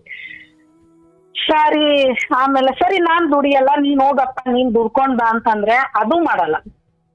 ಇವಾಗ ನೋಡಿದ್ರು ಕುಡ್ದು ಲಾಸ್ಟ್ಗೆ ಎಲ್ಲಿಗೆ ಬಂತು ಅಂದ್ರೆ, ನನ್ ಮಕ್ಕಳನ್ನ ಇಬ್ಬರನ್ನು ಬಿಟ್ಟು, ನನ್ ಮಗಳು ಒಂದು 12 ವರ್ಷದ ಹುಡುಗಿ, ಮಗು ಒಂದು 5-6 ವರ್ಷದ ಮಗು ಇತ್ತು. ಬೇರೆ ಮನೆ ಅಲ್ಲಿ ಬಾಡಿಗೆ ಕಟ್ಟಬೇಕು, ಬಾಡಿಗೆ ಕೇಳ್ತಾರೆ ಅಂತ ಅಂದ್ಬಿಟ್ಟು ಇನ್ನೊಂದ್ ಮನೆಗೆ ಕರ್ಕೊಂಡೋಗಿ ನಮ್ಮನ್ನ ಅಲ್ಲಿ ಬಿಟ್ಟು, ಈ ಮನುಷ್ಯ ಆಟೋ ಎತ್ಕೊಂಡು ಸೀದಾ ಹೋದವನು ಗುರುಗಳೇ 2 ತಿಂಗಳು ಬರ್ಲಿಲ್ಲ. 2 ತಿಂಗಳು ನನಗೇನು ಗೊತ್ತಿಲ್ಲ, ಅಕ್ಕಪಕ್ಕ ಗೊತ್ತಿಲ್ಲ. ಅಲ್ಲಿ ಹೊಸ ಮನೆ ತಕೊಂಡೋಗಲ್ಲ ಹಾಕ್ಬಿಟ್ಟು ಅಲ್ಲಿ ಅಡ್ವಾನ್ಸ್ ಕೊಟ್ಟಿಲ್ಲ. ಓನರ್ ನೋಡಿದ್ರೆ ದಿನ ಬೆಳಗಾದ್ರೂ ಬಂದ್ ಬಾಗಿಲು ಬಡಿಯೋರು. ಏನ್ ಮಾಡೋದು, ಏನ್ ಇಲ್ಲೋದ್ರಿ ಇವ್ರು, ಫೋನ್ ಮಾಡಿದ್ರೆ ಫೋನ್ ಸ್ವಿಚ್ ಆಫ್. ಆಮೇಲೆ ಆಟೋದವ್ರು ಮನೆಯೆಲ್ಲ ಹುಡ್ಕೊಂಡು ಹೆಂಗೋ ಬಂದ್ರು. ನನ್ನ ನೈದ ಏನ್ ಮಾಡ್ದ, ಅವ್ರು ಎಲ್ಲಿದ್ದಾರೆ ಅಂತ ನಾನು ಹುಡುಕ್ತೀನಿ ಅಂತ ಹೇಳ್ಬಿಟ್ಟು, ನನ್ ಮಗಳು ಸ್ಕೂಲ್ಗೆ ಹೋಗ್ತಿದ್ಲು, ಅಲ್ಲಿ ಸ್ಕೂಲ್ ಹತ್ರ ಸಿಕ್ಕಾಕೊಂಡು ನನ್ನ ಮನೆಯಲ್ಲಿ ತೋರ್ಸು ಅಂತ ಹೇಳ್ಬಿಟ್ಟು ನನ್ ಮನೆಗ್ ಬಂದು ರೇಷನ್ ಎಲ್ಲ ತೆಗೆದುಕೊಟ್ಟು, ಈ ತರ ಬದುಕ್ಬೇಕಾ, ಯಾಕತ್ತಿಗೆ ಮನೆಗ್ ಬಂದ್ಬಿಡ್ರಿ, ಮನೆನೆಲ್ಲ ಹಿಂಗ್ ಅಂತಾರೆ ಅಂತ ಹೇಳಿ ಕರ್ಕೊಂಬಂದು ಇಲ್ಲಿ ಬಿಟ್ಟಿದಾರಪ್ಪ ನನ್ನ ಅಂತ ಹೇಳಿದ್ರೆ. ಸರಿ ಆಮೇಲೆ ಅಲ್ಲಿಗೆ ಆಟೋದವ್ರನ್ನ ಕರ್ಕೊಂಡ್ ಬಂದ್ಬಿಟ್ಟು, ನೋಡ ಅವ್ರ ಮನೆ ಇದೇನೆ, ರಾತ್ರಿ ಏನಾದ್ರು ಬಂದ್ರೆ ಅವನ್ನ ಹಿಡ್ಕೊಳ್ಳಿ, ಆಟೋ ಕಿತ್ಕೊಂಡು ಹೋಗಿ ಅಂತ. ಆಮೇಲೆ ಅವ್ರೇನ್ ಮಾಡ್ತಿದ್ರು ಗೊತ್ತಾಗ್ರುಗಳ, ಇವಾಗ ಗಂಡ ಇಲ್ಲ ಅಂತಂದ್ರೆ ಯಾರಾದ್ರೂ ಅಷ್ಟೇ, ಅವ್ರು ನೋಡೋ ರೀತಿನೇ ಬೇರೆ ಇರುತ್ತೆ. ರಾತ್ರಿ 12 ಗಂಟೆ 1 ಗಂಟೆಗೆ ಹೊರಗಡೆ ಆಟೋ ಇದ್ರೆ ಅವ್ನ್ ಒಳಗಡೆ ಬಾಗಿಲು ಬಡಿಯೋದು ಕರೆಕ್ಟ್. ಇದು ಆಟೋ ಇಲ್ಲ ಏನಿಲ್ಲ, ಬಂದ್ ಬಾಗಿಲು ಬಡ್ಬಿಟ್ಟು ಎಲ್ಲಮ್ಮ ನಿನ್ ಗಂಡ ಇಲ್ಲ ಸರ್ ಇನ್ನೂ ಬಂದಿಲ್ಲ, ನೀವ್ ಅಲ್ಲೇ ಇರಿ, ಬಂದ ತಕ್ಷಣ ಹಿಡ್ಕೊಳ್ಳಿ, ಅವ್ರು ಬರೋದಿಲ್ಲ, ಇವಾಗ್ಲೇ 2 ತಿಂಗಳಾಯ್ತು ಅಂದ್ರೆ ನನ್ಗ್ ಗೊತ್ತಿಲ್ಲ, ನನ್ಗೆ 1 ಲಕ್ಷ ಕೊಡ್ಬೇಕು, 1 ಲಕ್ಷ ಕೊಡ್ಬೇಕು, ನನ್ನ ಹತ್ರ ಜಗಳ ಮಾಡೋರು. ನಾನು ಆಮೇಲೆ ಮಕ್ಳು ಮಲಗಿದಾವೆ, ಬೆಳಗ್ಗೆ ಸ್ಕೂಲ್ ಬೇರೆ ಹೋಗ್ಬೇಕು, ಅಣ್ಣ ಗಲಾಟೆ ಮಾಡ್ಬೇಡಿ ಅಂತ ಹೇಳ್ಬಿಟ್ಟು ಬಾಗ್ಲಾಕ್ಬಿಟ್ಟು ನನ್ ಪಾಡ್ ನಾನು ಮಲ್ಕೋತಿದ್ದೆ. ಆಮೇಲೆ ಆ ಮನೆಯಲ್ಲಿ ಒಂದು ಲೈಟ್ ಪ್ರಾಬ್ಲಮ್ ಬಂತು. ಆ ಲೈಟ್ ಪ್ರಾಬ್ಲಮ್ ಬಂದಾಗ ಅದು ರೆಡಿ ಮಾಡ್ತೀನಿ ಅಂತ ಒಬ್ಬ ಬಂದು ಒಳಗಡೆ ಬಾಗ್ಲಾಕು, ನಾನು ಹೋಗಲ್ಲ ಅಂತಾನೆ. ಅಯ್ಯೋ ತುಂಬಾ ಅನುಭವಿಸ್ಬಿಟ್ಟೆ ಗುರುಗಳೇ, ಈ ಮನುಷ್ಯನಿಂದ ತುಂಬಾ ಅನುಭವಿಸ್ಬಿಟ್ಟೆ. ಆಮೇಲೆ 2-3 ತಿಂಗಳಾದ್ಮೇಲೆ ನನ್ನ ನೈದನ್ಗೆ ಎಲ್ಲೋ ಸಿಕ್ಕಿದ ಅದು ಹೆಂಗೆ, ಆಟೋನ ಎಲ್ಲೋ ನಿಲ್ಲಿಸ್ಬಿಟ್ಟು ಈ ಮನುಷ್ಯ ಒಂದು ಅಂಗಡಿ ಬಾಗ್ಲ ಹತ್ರ ನ್ಯೂಸ್ ಪೇಪರ್ ಹಾಕೊಂಡು ಹೊರಗಡೆ ಬರ್ತಾರೆ. ಏನ್ ಕರ್ಮ, ದುಡ್ಡು ಇಲ್ಲ, ಊಟನೂ ಮಾಡಿಲ್ಲ, 3 ದಿವಸ ಆಯ್ತು ಊಟ ಮಾಡಿ ಅಂತ. ಆಮೇಲೆ ಅಲ್ಲಿಂದ ಕರ್ಕೊಂಡ್ ಬಂದು ತಿರ್ಗಾ ಮನೆ ಸಾಮಾನೆಲ್ಲ ಎತ್ಕೊಂಡೋಗಿ ಅವ್ರ ಅಮ್ಮನ ಜೊತೆನೆ ಹೋದ್ವಿ. ಅವ್ರ ಅಮ್ಮನ ಜೊತೆ ಹೋಗೋದು, ಮತ್ತೆ ಇದೆ ಜೀವನ ಇದೆ ಮಾಡ್ಕೊಂಡಿದ್ವಿ, ದಿನಾ ಕುಡಿಯೋದು, ಎಷ್ಟ್ ಹೇಳಿದ್ರು ಕೇಳ್ತಾ ಇರ್ಲಿಲ್ಲ, ದಿನಾ ಕುಡ್ದು ಬಂದು ಗಲಾಟೆ ಮಾಡೋದು. ಆಮೇಲೆ ಅಲ್ಲಿ ಬಂದಾಗ ನನ್ಗೇನ್ ಮಾಡಿದ್ರು, ಮನೆಯಲ್ಲಿ ಏನೋ ವಿಷಯಕ್ಕೆ, ಮತ್ತೆ ಅವ್ರ ಅಕ್ಕ ತಂಗಿ ವಿಷಯಕ್ಕೆ, ಅವ್ರ ಅಕ್ಕ ತಂಗಿರಿದ್ರು ಗುರುಗಳೇ, ಅವರು ಮದ್ವೆ ಆಗಿ ಹೊರಗಡೆ ಹೋಗಿದ್ರು. ಬಟ್ ಹೊರಗಡೆ ಹೋದ್ರು ಮತ್ತೆ ಮನೆಗೆ ಬರೋದು, ಇಲ್ಲಿ ಬಂದು ಅವ್ರ ಅಕ್ಕ ಅದ್ ಮಾಡೆ ಇದ್ ಮಾಡೆ. ಆಮೇಲೆ ಅವ್ರ ತಂಗಿ ಗಂಡಂದು ಬಟ್ಟೆ ಎಲ್ಲ ತಕೊಂಬಂದು ಒಂಚೂರು ಹೋಗುದ್ ಕೊಟ್ಬಿಡಿ, ಒಂಚೂರು ಐರನ್ ಮಾಡ್ಕೊಟ್ಬಿಡಿ, ಸರಿ ಎಲ್ಲ ಒಟ್ಟಿಗೆ ಇರುವಾಗ ಅನ್ಸರ್ಸ್ಕೊಂಡು ಹೋಗ್ಬೇಕು ಅಂತ ಹೇಳ್ಬಿಟ್ಟು ಮಾಡ್ಕೊಡ್ತಾ ಇದ್ದೆ. ಆಮೇಲೆ ಆ ವಿಷಯಕ್ಕೆ ಜಗಳ ಶುರುವಾಯ್ತು. ಅವಳಿಗೆ ಹಂಗ್ ಮಾಡ್ತಾಳೆ ಹಿಂಗ್ ಮಾಡ್ತಾಳೆ. ಇವ್ರ ಅಕ್ಕ ತಂಗಿರು ಅಪರೂಪಕ್ಕೆ ಒಂದೊಂದ್ಸರಿ ಬರೋರು ರೂಮ್ ಒಳಗಡೆ ಹೋಗಿ ಬಾಗ್ಲು ಹಾಕೊಂಡು ಮಾತಾಡ್ಕೊಂಡು ನಗಾಡೋದು.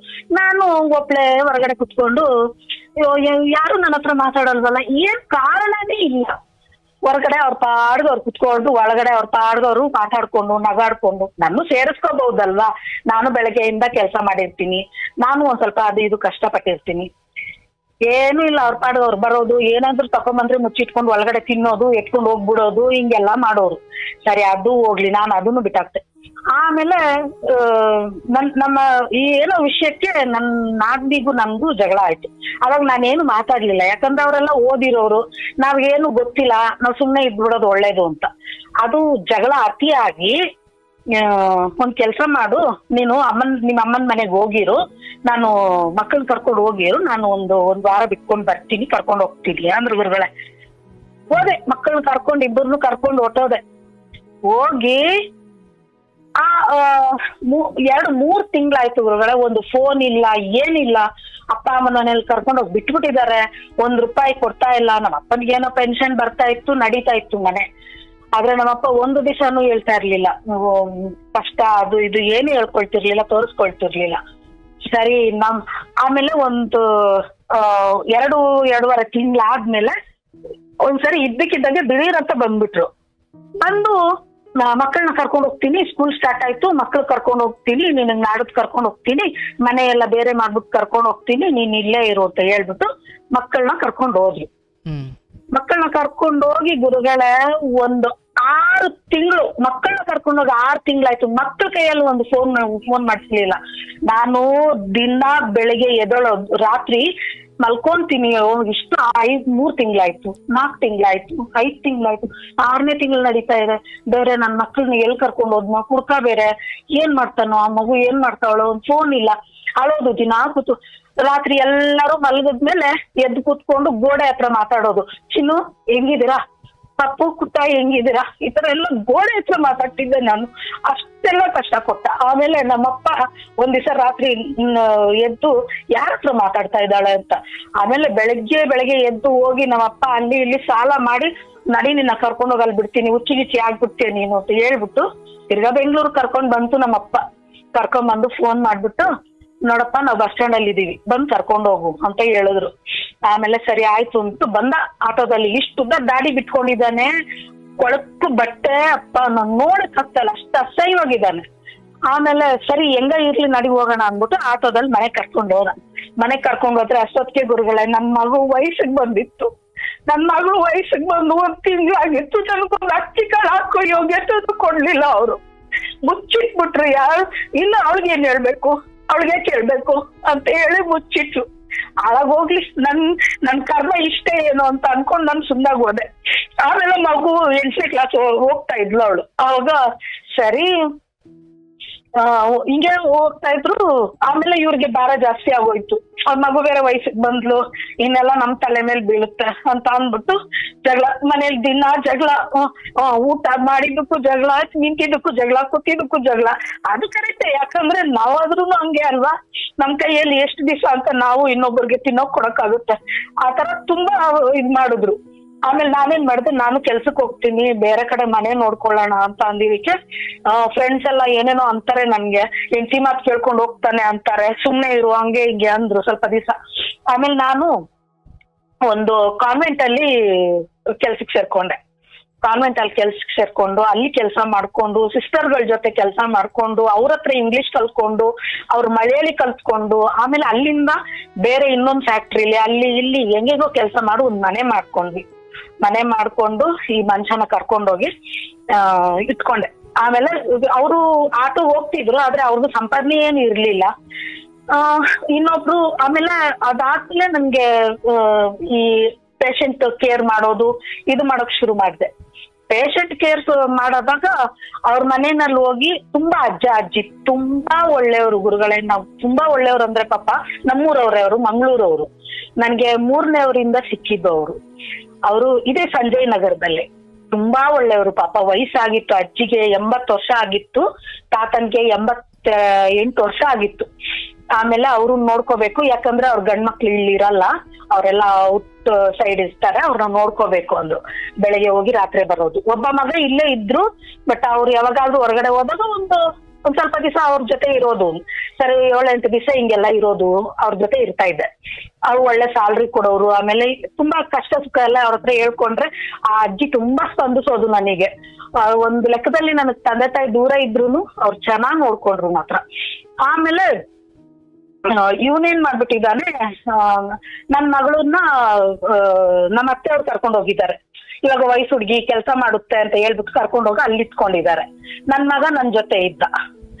ನಾನಿಲ್ಲಿ ಒಂದು 5-6 ದಿವಸ ಇಲ್ಲಿ ಈ ಅಜ್ಜಿ ಮನೆಯಲ್ಲಿ ಕೆಲಸ ಮಾಡ್ಕೊಂಡು ಇದ್ದೆ ಗುರುಗಳೇ. ಇಲ್ಲಿ ಕೆಲಸ ಮಾಡ್ಕೊಂಡು ಇದ್ದಿದ್ದೀನಿ. ಇವ್ರು ನಮ್ಮ ಯಜಮಾನ್ ಏನ್ ಮಾಡ್ಬಿಟ್ಟಿದ್ದಾರೆ, ಬಾಡಿಗೆ ಕಟ್ಟಿಲ್ಲ ಅಂತ ಅಂದ್ಬಿಟ್ಟು ಮಗು ನಮ್ಮ ಮನೆಯಲ್ಲೇ ಬಿಟ್ಬಿಟ್ಟು ಹೋಗಿದ್ದಾರೆ. ಮಗುನ್ ಮನೆಯಲ್ಲೇ ಬಿಟ್ಬಿಟ್ಟು ಅಮ್ಮ ಬರ್ತಾಳೆ ಇರು ಅಂತ ಹೇಳ್ಬಿಟ್ಟು ಹೋಗಿದ್ದಾರೆ. ರಾತ್ರಿ 10 ಗಂಟೆಗೆ ಬೆಳಿಗ್ಗೆಯಿಂದ ಆ ಮಗುಗೆ ಊಟ ಇಲ್ಲ, ಅದು ಮಣ್ಣಲ್ಲಿ ಆಟ ಆಡ್ಕೊಂಡು ಬೆಳಿಗ್ಗೆಯಿಂದ ಊಟ ಇಲ್ಲದೆ ಬಾಗ್ಲ ಹಾಕೋಕ್ಕೂ ಗೊತ್ತಿಲ್ಲ ಅದಕ್ಕೆ, ಹೆಂಗೋ ಮಲ್ಕೊಂಡ್ಬಿಟ್ಟಿದೆ. 10 ಗಂಟೆಗೆ 10 ಬೆಳಗ್ಗೆಯಿಂದ ಹೊಟ್ಟೆಗೆ ಏನು ಇಲ್ಲ, 10 ಮಲ್ಕೊಂಡ್ಬಿಟ್ಟಿದೆ. ಆಮೇಲೆ ಸರಿ ಇವನು ರಾತ್ರಿ 10 ಗಂಟೆಗೆ ಮನೆಗೆ ಹೋದಾಗ ಅಯ್ಯೋ ಮಗು ಊಟ ಹಾಕಿಲ್ವಲ್ಲ ಅಂತ ಅಂದ್ಬಿಟ್ಟು ಅವಾಗ ಏನೋ ತಗೊಂಡೋಗಿ ತಿನ್ಸಿ ಮಲಗಿಸಿದ್ದಾನೆ. ನೆಕ್ಸ್ಟ್ ಡೇ ಹಂಗೇನೆ ಓನರ್ ಬರ್ತಾರೆ ಅಂತ ಹೇಳ್ಬಿಟ್ಟು ಮತ್ತೆ ಬಿಟ್ಟು ಓಡೋಗ್ಬಿಟ್ಟಿದ್ದಾನೆ. ಓನರ್ ನನಗ್ ಫೋನ್ ಮಾಡಿದ್ರು, ಅಮ್ಮ ನಿಮ್ ಯಜಮಾನ ಇರಲ್ಲ ಅಮ್ಮ, ಆ ಮಗು ನೋಡಿದ್ರೆ ಮಣ್ಣಲ್ಲಿ ಆಟಾಡ್ಕೊಂಡು ಬಿಸಿಲಲ್ಲಿ ಆಟಾಡ್ಕೊಂಡು ಅವರು ಇವರು ಅಕ್ಕಪಕ್ಕದಲ್ಲಿ ಊಟ ಮಾಡುವಾಗೆಲ್ಲ ಹೋಗಿ ಅಲ್ಲಿ ನಿಂತ್ಕೊಂಡು ನೋಡುತ್ತಮ್ಮ, ಹೆಂಗಮ್ಮ ಈ ಮಕ್ಕಳನ್ನ ಬಿಟ್ಟು ಹೋಗ್ತೀರಾ ನೀವು ಅಂದ್ರು. ನನಗೆ ಗೊತ್ತಿಲ್ಲ ವಿಷಯ, ಸಖತ್ ಬೇಜಾರಾಗೋಯ್ತು ಗುರುಗಳ. ಹಚ್ಕೊಂಡು ಅಜ್ಜಿ ಹತ್ರ ಹೇಳ್ದೆ. ಅಜ್ಜಿ ಏನ್ ಮಾಡ್ತು, ತಕ್ಷಣ 5,000 ಕೊಡ್ತು. ಅಮ್ಮ ನೀನು ಫಸ್ಟ್ ಬಾಡಿಗೆ ಕಟ್ಬಿಟ್ಟು ಆ ಮಗು ಊಟ ಹಾಕ್ಬಿಟ್ಟು ಆ ಮಗುನ್ ನೋಡ್ಕೊಂಡ್ ಇಲ್ಲಿ ಯಾರು ಇಲ್ಲ ಅಂದ್ರೂ ಪರವಾಗಿಲ್ಲ, ನಾನ್ ಮ್ಯಾನೇಜ್ ಮಾಡ್ತೀನಿ, ನೀನ್ ಹೋಗು ಅಂದ್ರು. ಸರಿ ಅಲ್ಲಿಂದ ಹೋಗಿ ಮಗುನ್ ಕರ್ಕೊಂಡು ನನ್ ಪಾಡ್ ನಾನು ಹೆಂಗೋ ನೋಡ್ಕೊಂಡೆ. ಆಯ್ತು ಬಿಡು ನಮ್ಮ ಮನೆ ಬರ ಅಂತ. ಬರ್ಲೇ ಇಲ್ಲ 2 ದಿವಸ. ಅಕಸ್ಮಾತ್ ನಾನ್ ಬಂದಿಲ್ಲ ಅಂದ್ರೆ ಆ ಮಗು ಕತೆ ಏನು, ಅಕ್ಕಪಕ್ಕದವ್ರು ಯಾರು ನೋಡ್ತಾರೆ ಅಂತ ಈ ಮನುಷ್ಯನ ಐಡಿಯಾ. ಯಾರು ಆತರ ನೋಡಲ್ಲ ಗುರುಗಳೇ, ಯಾಕಂದ್ರೆ ನಮ್ ಕಷ್ಟ ನಮ್ದು, ಇನ್ನೊಬ್ರ ಕಷ್ಟ 1000, ಅವ್ರ ಕಷ್ಟ ಅವ್ರದ್ದು. ಅಕಸ್ಮಾತ್ ಇವ್ರ ಮಗುನ ನಾವು ನೋಡಿ ನಾಳೆ ಏನಾರ ಹೆಚ್ಚು ಕಮ್ಮಿ ಆದ್ರೆ ಯಾಕೆ ನಮ್ಗೆ ಆತರ ಯೋಚನೆ ಮಾಡೋ ಜನಗಳೇ ಜಾಸ್ತಿ ಬೆಂಗಳೂರಲ್ಲಿ ಅಲ್ವಾ ಗುರುಗಳೇ.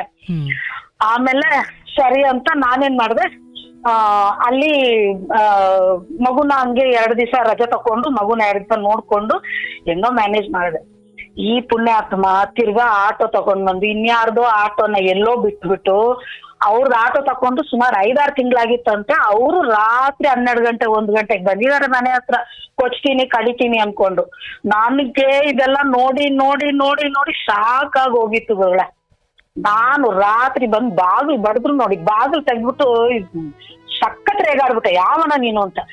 ನನ್ ಬಗ್ಗೆ ಗೊತ್ತಿಲ್ಲ ನಿನ್ಗೆ, ನಿನ್ ಬಗ್ಗೆ 1000 ಇರ್ಲಿ, ನನ್ಗೆ ಅದೆಲ್ಲ ಬೇಕಾಗಿಲ್ಲ, ನಿನ್ಗೆ ಯಾರು ಅವನ್ ತಾನೇ ತಗೋ ಒಂದ್ ಫೋಟೋ ಅಂತ ಹೇಳ್ಬಿಟ್ಟು ಮನೆ ಹತ್ರ ಬಂದ್ರೆ ಸರಿ ಇರಲ್ಲ ಅಂತೆಲ್ಲ ಹೇಳ್ಬಿಟ್ಟು ಅವ್ರ ಹತ್ರ ನಡಿ ಪೊಲೀಸ್ ಸ್ಟೇಷನ್ ಹೋಗಕ್ಕೆ, ನಡಿ ಹೋಗೋಣ, ಇವಾಗಲೇ ಹೋಗೋಣ, ನಡಿ ನಾನು ಪೊಲೀಸ್ ಸ್ಟೇಷನ್ ಕಂಪ್ಲೇಂಟ್ ಕೊಡ್ತೀನಿ, ನಡಿ ಹೋಗೋಣ ಅಂತ ಹೇಳ್ಬಿಟ್ಟು ಆತರ ಎಲ್ಲ ಫೇಸ್ ಮಾಡ್ಬಿಟ್ಟೆ. ಆಮೇಲೆ ಈ ನಡುವೆ ಏನಾಯ್ತು, ನನ್ ಮಗಳಿಗೆ ಮದ್ವೆ ಆಯ್ತು. ಆಮೇಲೆ ನನ್ ಮಗಳಿಗೆ ಮದ್ವೆ ಆದಾಗ ಕೂಡ ಮದ್ವೆ ಆಯ್ತು, ಅಳಿಯ ಮನೆಗ್ ಬಂದ, ಎಲ್ಲ ಆಯ್ತು. ಅವನ್ ಮುಂದ್ಗಡೆ ಈ ಅಪ್ಪ ರಾತ್ರಿ ಕುಡಿದ್ಬಿಟ್ಟು ಎಲ್ಲೋ ಹೋಗಿ ಎಲ್ಲೋ ಇರೋದು. ಅಳಿಯ ಬಂದ್ ಮನೇಲಿದ್ದಾನೆ, ನೀನು ರಾತ್ರಿ ಮಲ್ಕೊಂಡಿದ್ಯಾ, ನಿದ್ದೆ ಮಾಡಿದ್ಯಾ ಅಂದ್ರೆ ಅಳಿಯ ಬಂದ್ರೆ ನಾನ್ ಮನೇಲಿ ಮಲ್ಕೊಳ್ಳೋಂಗಿಲ್ಲ, ನಿದ್ದೆ ಮಾಡೋಂಗಿಲ್ಲ. ಅಳಿಯ ನನ್ ಮಗನ್ಗಿಂತ ಹೆಚ್ಚು. ನನ್ ಮಗಳ ಗಂಡ ಅವ್ರೊಂದ್ ರೂಮ್ ಅಲ್ಲಿ ಮಲ್ಗಿರ್ತಾರೆ, ನೀನ್ ಹೆಂಗ್ ಮಲ್ಕೊಂಡೆ, ನೀನ್ ಎಲ್ಲಿ ಹೊರಗಡೆ ಹಿಂಗೆ ಹಾಲಲ್ಲಿ ಹಾಸ್ಕೊಂಡ್ ಮಲ್ಕೊಂಡಿದ್ಯಲ್ಲ, ಹೆಂಗ್ ಮಲ್ಕೊಂಡೆ ನೀನು? ಮಲ್ಕೋಬಾರ್ದಾಗಿತ್ತು, ಕುತ್ಕೋಬೇಕಾಗಿತ್ತು. ಅಯ್ಯೋ ದೇವಾ, ಹೊಡೆದಾಡಿ ಹೊರಗಡೆ ನಾಚಿಕೆ ಆಗುತ್ತೆ ಹೇಳ್ಕೊಳಕ್ಕೆ. ಅಳಿಯ ಬಂದ ಮೇಲೂ ಗಂಡ ಹೆಂಡತಿ ಒಳ್ಳೆ ಇವ್ರು ಸೌತಿ ಇರ್ತಾರ, ನಾವ್ ಜಗಳ ಮಾಡ್ಕೊಳ್ಳೋದು. ಅವನು ನೋಡಿ ಅವನಂತೂ ನಮ್ಮ ಅಳಿಯ ಅಂತೂ ನಡಿ ನಿಮ್ ನಮ್ಮನೆಗೆ ಹೋಗೋಣ ಅಂತ ಹೇಳ್ಬಿಟ್ಟು ಮಗಳು ಕರ್ಕೊಂಡು ಹೊಟ್ಟೋದ್ರು. ಆಮೇಲೆ ಇಲ್ಲಿ ರಾತ್ರಿ ಎಲ್ಲಾ ಜಗಳ ನೋಡೋಷ್ಟು ನೋಡಿ, ಆಮೇಲೆ ಹಿಡ್ಕೊಂಡು ಹೊಡಿಯಕ್ ಶುರು ಆದ್ಮೇಲೆ ನಾನ್ ಮಾರನೇ ದಿವಸ ಇವ್ರ ಅಮ್ಮನ್ಗೆ ಫೋನ್ ಮಾಡಿ ಹೇಳ್ದೆ, ನೋಡಿ ಈ ತರ ಹೊಡಿತಾ ಇದಾರೆ, ತುಂಬಾ ಕಾಟ ಕೊಡ್ತಾ ಇದಾರೆ ನನ್ಗೆ ಅಂತ. ಅವ್ರ ಅಮ್ಮ ಬೆಳಿಗ್ಗೆ ಬಂದು ಏನ್ ಹೇಳ್ತಾರೆ, ಅಲ್ಲ ನೀನ್ ಕೆಲ್ಸಕ್ಕೆ ಹೋಗ್ತಾ ಇದೀಯಾ ಅಂತ ಕೇಳಿದ್ರು.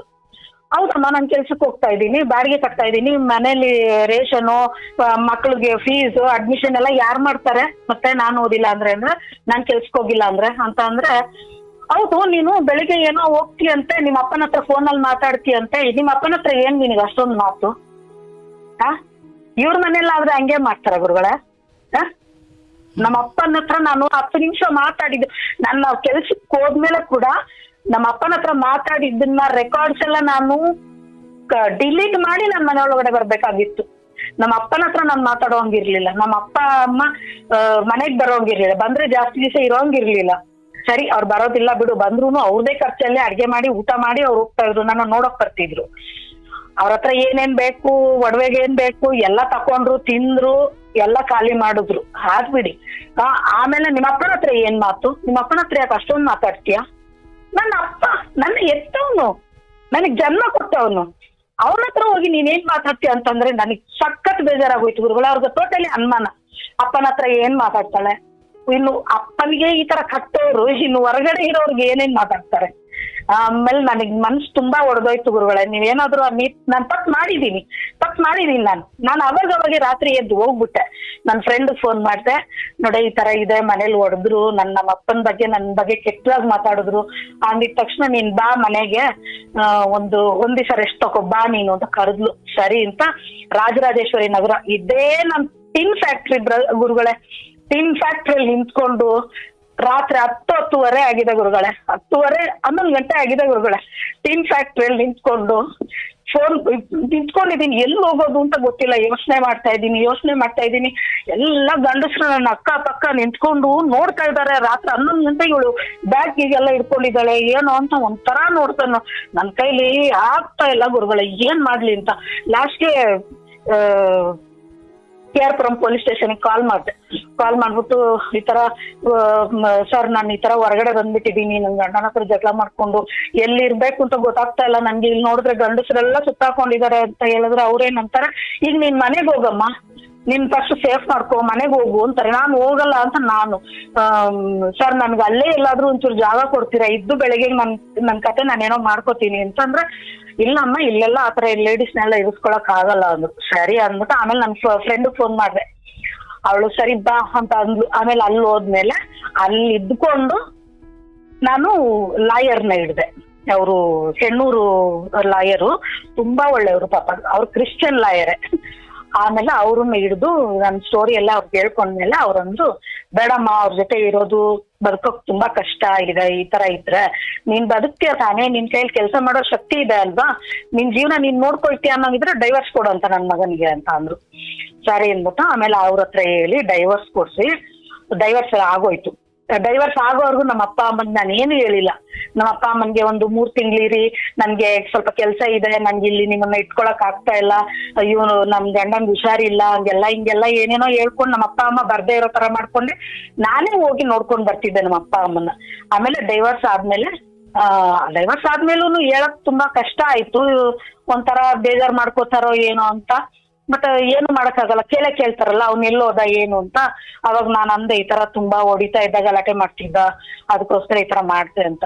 ನೀನ್ ಮೊದ್ಲೇ ಈ ಕೆಲಸ ಮಾಡ್ಬಾರ್ದೇನಮ್ಮ, ಅವ್ನು ಎಷ್ಟೊಂದ್ ಕಾಟ ಕೊಡ್ತಾನೆ ಅಂತೆಲ್ಲ ಹೇಳ್ಕೊಂಡು ಆಮೇಲೆ ಅವರು ಇವನೇನ್ ಮಾಡಕ್ ಶುರು ಮಾಡ್ದ, ನಾನ್ ಬೇರೆ ಮನೆ ಮಾಡ್ಕೊಂಡು ನನ್ ಪಾಡಿಗೆ ನಾನ್ ಮಾಡ್ಕೊಂಡು ಕೆಲಸ ಮಾಡ್ಕೊಂಡಿದ್ದೆ. ನಮ್ ತಂಗಿ ಇನ್ನೊಬ್ಳು, ಅವ್ರ ಗಂಡ ಬಿದರಲ್ಲಿ ಕೆಲಸ ಮಾಡ್ತಾರೆ, ಅವ್ರು ಇಲ್ಲಿಲ್ಲ, ಅವ್ರಿಗೆ ಅಲ್ಲಿ ಕೆಲಸ, ಅವರು ಅಡ್ಗೆ ಭಟ್ರು.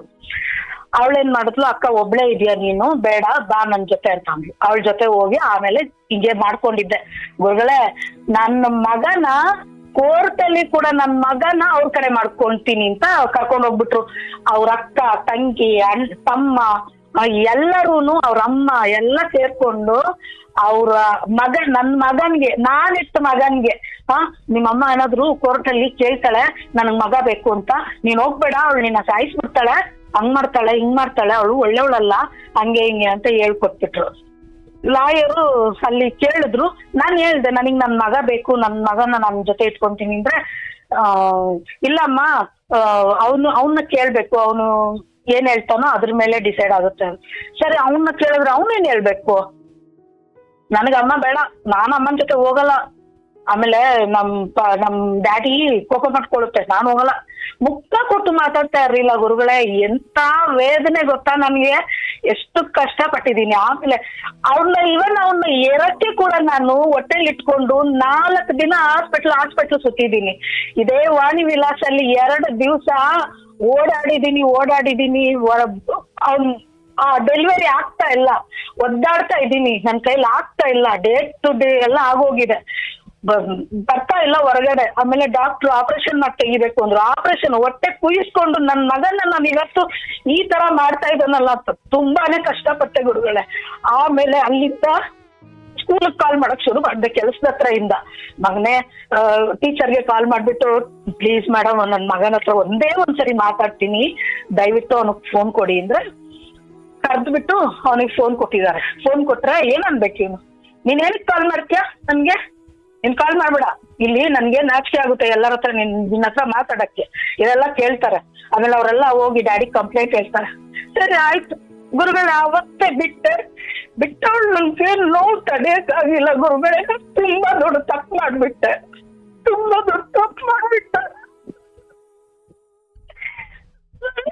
ನಾನು ಅವತ್ತು ನನ್ನ ಮಗ ಬಂದಿದ್ದಕ್ಕೆ ನೋವು ತಡಿಲಾರ್ದೆ ಯಾರನ್ನು ಕೇಳಿ ಬಾರ್ ಮುಂದ್ಗಡೆ ಹೋಗಿ ಡ್ರಿಂಕ್ಸ್ ತಗೊಂಡ್ಬಂದ್ಬಿಟ್ಟು ಸಿಗರೆಟ್ ತಗೊಂಡ್ ಬಂದು ಅವತ್ತು ಶುರು ಮಾಡಿ ಸುಮಾರು 2-3 ವರ್ಷ ಡ್ರಿಂಕ್ಸ್ ಇಲ್ಲಾಂದ್ರೆ ಆಗ್ತಿರ್ಲಿಲ್ಲ ನನ್ ಕೈಲಿ. ಇದು ಸಿಗರೆಟ್ ಯಾವಾಗ್ಲೂ ಬೇಕಾಗಿತ್ತು. ಸಿಗರೆಟ್ ಅಂತೂ ಒಂದು ದಿವಸಕ್ಕೆ 7-8 ಸಿಗರೆಟ್ ನನಗ್ ಬೇಕಿತ್ತು. ಒಂದೊಂದು ಪ್ಯಾಕೆಟ್ ತಗೊಂಡ್ರೆ ಖಾಲಿ ಆಗೋವರೆಗೂ ನನಗ್ ನಿದ್ದೆನೆ ಬರ್ತಾ ಇರ್ಲಿಲ್ಲ. ತುಂಬಾ ಕಷ್ಟಪಟ್ಟು ಸೇದೋದು ಚೈನ್ ಸ್ಮೋಕರ್ ನಾನು ಹಿಂದೆ ಸೇರ್ತಾ ಇದ್ದೆ. ಆಮೇಲೆ ಸರಿ ಇಷ್ಟೆಲ್ಲ ಆಯ್ತು, ಹೆಂಗೋ ದೇವ್ರು ನನ್ನ ಹಣೆ ಬರ್ದಲ್ಲಿ ಹಿಂಗೆ ಬರ್ದಿದ್ದಾರೆ. ಸಾಯಂಕಾಲ ಬೆಳಗ್ಗೆಯಿಂದ ಕೆಲ್ಸಕ್ಕೆ ಹೋಗೋವರೆಗೂ ಆರಾಮ ಕೆಲ್ಸಕ್ಕೆ ಹೋಗ್ತೀನಿ. ಸಾಯಂಕಾಲ ಬರುವಾಗ ಎಣ್ಣೆ ಬಾಟ್ಲಿ ಇಲ್ದೆ ನಾನು ಬರ್ತಿರ್ಲಿಲ್ಲ. ಅದಕ್ಕಂತ ಹುಡುಗರ್ನ ಫ್ರೆಂಡ್ ಮಾಡ್ಕೊಂಡಿದ್ದೆ. ಒಬ್ರಿದ್ರು ನಮ್ಮ ಮನೆ ಹತ್ರ, ಅಣ್ಣ ಒಂಚೂರು ತಂದು ಕೊಟ್ಬಿಡೋಣ ಅಂತಂದ್ರೆ, ಅವ್ರು ಏನಂತಾರೋ ಏನಾದ್ರು ಅನ್ಕೊಳ್ಳಿ, ನನ್ ಮಕ್ಳೇ ನನಗಿಲ್ಲ, ಇನ್ ಯಾರೇನ್ ಅನ್ಕೊಳ್ಳೋದು ಅಂತೇಳಿ ತರಿಸ್ಕೊಂಡು ರಾತ್ರಿ ಅದು ಇಲ್ದೇ ಇದ್ರೆ ನಿದ್ದೆನೆ ಬರ್ತಿರ್ಲಿಲ್ಲ ಗುರುಗಳೇ. ಅಷ್ಟು ಇದ್ ಮಾಡ್ಕೊಂಡು ಆಮೇಲೆ ನನ್ ತಂಗಿ ಹೇಳಿದ್ಲು, ಅಕ್ಕ ಇದೆಲ್ಲ ಓವರ್ ಆಯ್ತು, ಈ ತರ ಎಲ್ಲ ಮಾಡ್ಬೇಡ, ಬರ್ತಾನೆ ನೀನ್ ಎತ್ ಮಗ ಎಲ್ಗೂ ಹೋಗಲ್ಲ ಬರ್ತಾನೆ. ಆಮೇಲೆ ಕೊರಗಜ್ಜನ್ಗೆ ಅವಾಗ ಸ್ಟಾರ್ಟ್ ಮಾಡಿದ್ ನಾನು, ಕೊರಗಜ್ಜನ್ಗೆ ಅರ್ಕೆ ಮಾಡ್ಕೊ, ಅವನೆಲ್ಲೂ ಹೋಗಲ್ಲ ಬರ್ತಾನೆ, ನಿನ್ನ ಹತ್ರನೇ ಬರ್ತಾನೆ. ಸರಿ ಆಯ್ತು ಅಂದ್ಬಿಟ್ಟು ಅವತ್ತಿಂದ ಸ್ವಲ್ಪನೇ ಬಿಟ್ಟು ಕೊರಗಜ್ಜನ್ಗೆ ಅರ್ಕೆ ಮಾಡ್ಕೊಂಡು, ನನ್ನ ತಂಗಿ ಹೇಳಿದ್ಲು, ಆಣೆ ಮಾಡಿದ್ದೆ ಕೊರಗಜ್ಜನ್ ಮೇಲೆ ಕುಡಿಯೋದು ಸಿಗರೇಟು ಇವೆಲ್ಲ ಮಾಡ್ಬಾರ್ದು, ಅವನಿಗೆ ಕೋಪ ಬರುತ್ತೆ ಅಂತ. ಅಲ್ಲಿಂದ ಸ್ವಲ್ಪನೇ ಬಿಟ್ಟೆ ಗುರುಗಳೇ. ಅದಾದ್ಮೇಲೆ 1 ವರ್ಷ ಆದ್ಮೇಲೆ ಮತ್ತೆ ನನ್ ಮಗ ನನ್ನ ನೋಡಕ್ಕೆ ಕೆಲಸ ಹತ್ರ ಬಂದಾಗ ನನಗೆ ಮಾತಾಡ್ಬೇಕಾ ಬೇಡವಾ ಏನೋ ಒಂಥರ. ಆದ್ರೆ ನನ್ ಕೈಲಿ ತಡೆಯಕ್ಕಾಗಿಲ್ಲ. ನಾನು ಹೋಗೋ ಮುಂಚೆ ನನ್ ಮಗ ಓಡ್ ಬಂದು ಕಾಲ ಹತ್ರ ಬಿದ್ದು, ಅಮ್ಮ ನನಗ್ ಕ್ಷಮಿಸಮ್ಮ, ನಾನು ಆ ತರ ತಪ್ಪು ತಿಳ್ಕೊಂಡ್ಬಿಟ್ಟೆ, ನನ್ನ ಕ್ಷಮಿಸು, ನಿನ್ ಚಪ್ಪಿ ತಗೊಂಡ್ ನೋಡಿ ಅಮ್ಮ, ನಿನ್ ಋಣ ನನ್ ತೀರ್ಸಕ್ ಆಗಲ್ಲ ಅಂತ ಹೇಳ ಹತ್ಕೊಂಡ ರೋಡಲ್ಲಿ. ಆಮೇಲೆ ಏನಾಯ್ತು ಅಂತ ಕೇಳಿದ್ರೆ, ಡ್ಯಾಡಿ ಯಾವ್ದು ಅಜ್ಜಿ ಮನೇಲಿ ಎಲ್ಲ ಇದ್ವಿ. ಆಮೇಲೆ ಅಜ್ಜಿ ಮನೇಲಿ ಇದ್ಕೊಂಡೇನೆ ಅಜ್ಜಿಯವ್ರು ಊಟ ಆಗ್ತಿರ್ಲಿಲ್ಲ ನನ್ಗೆಲ್ಲ ಕೆಲ್ಸಕ್ಕೆ ಅದಕ್ಕೆ ಇದಕ್ಕೆ ಕಳಿಸ್ತಾ ಇದ್ರು, ಅಂಗಡಿಗೆ ಅದಕ್ಕೆ ಇದಕ್ಕೆ. ಸ್ಕೂಲ್ಗೆ ಹೋಗ್ತೀನಿ ಅಂದ್ರು, ಇವತ್ ರಜಾ ಹಾಕು ನನ್ಗೆ ಮನೇಲಿ ಕೆಲ್ಸ ಇದೆ ಅಂತ ಹೇಳಿ ಕೆಲಸ ಮಾಡಿಸ್ಕೊಂತಾ ಇದ್ರು. ಆಮೇಲೆ ಅವನು BHM ಅವನು ಇದ್ರಲ್ಲಿ ಅಡಿಗೆ ಮಾಡೋದಕ್ಕೆ ಮರ್ತೋಯ್ತಲ್ಲ ಗುರುಗಳೇ, ಅದನ್ನ ಕಲಿತಿದ್ದ, ಕೋರ್ಸ್ ಕಲಿತಿದ್ದ. ಅವಾಗ ಅವನು SSLC ಅಲ್ಲಿ ಚೆನ್ನಾಗಿ ಓದ್ತಾ ಇರೋದನ್ನ ನೋಡಿ ಅವನು ಬೇರೆ ಏನಾದ್ರು ಓದಿಸೋದೆಲ್ಲ ಬೇಡ, ಅವನ್ಗೆ ಚೆಫ್ ಮಾಡ್ಬಿಡು ನೀನು ಅಂತೆಲ್ಲ ಹೇಳ್ಕೊಟ್ರು. ಈ ಹುಡ್ಗ ಹೋಗಿ ಕಿಚನ್ ಅಲ್ಲಿ ಅಡ್ಗೆ ಮಾಡೋಕ್ ಶುರು ಮಾಡ್ತು. ಆದ್ರೆ ಅಡ್ಗೆ ಮಾಡ್ತಾ ಮಾಡ್ತಾ ಮಾಡ್ತಾ ಅವನೇನ್ ಮಾಡ್ದ, ಈ ಕಾಕ್ಟೇಲ್ ಮಾಡ್ತಾರಲ್ಲ ಗುರುಗಳ ಬಾರಲ್ಲಿ, ಆ ಕಾಕ್ಟೇಲ್ ಮಾಡೋಕೆ ಕಲ್ತ್ಕೊಂಡ ಆ ಹುಡ್ಗಳ ಜೊತೆ. ಅಂದ್ರೆ ಅವನ ಐಡಿಯಾ ಏನಿತ್ತು, ನಾನು ಕಾಕ್ಟೇಲ್ ಮಾಡಕ್ ಶುರು ಮಾಡಿದ್ರೆ ಔಟ್ಸೈಡ್ ಹೋಗ್ಬಿಡ್ಬಹುದು, ಹೊರಗಡೆ ಎಲ್ಲ ಈ ಫಾದರ್ಗಳ ಜೊತೆ ಅವ್ರ ಜೊತೆ ಇರೋದ್ರಿಂದ ಜಾಸ್ತಿ ಸಂಬಂಧ ಅವನಿಗೆ, ಫ್ರೆಂಡ್ಗಳು, ಕಾಲೇಜು ಅಲ್ಲಿ ಇಲ್ಲಿ ಎಲ್ಲ. ಆಮೇಲೆ ಕಾಕ್ಟೇಲ್ ಮಾಡಕ್ ಕಲ್ತ್ಕೊಂಡ್ರೆ ಒಬ್ರು ಫಾದರ್ ಹೇಳಿದ್ರಂತೆ, ನಿಮ್ಮನ್ನ ನಾನು ಔಟ್ಸೈಡ್ ಕರ್ಕೊಂಡು ಹೋಗ್ತೀನಿ, ಅಲ್ಲಿ ಒಳ್ಳೆ ಸ್ಯಾಲರಿ ಇದೆ, ಕಾಕ್ಟೇಲ್ ಮಾಡೋದ್ ಕಲ್ತ್ಕೋ ಅಂತ ಹೇಳಿದ್ರಂತೆ.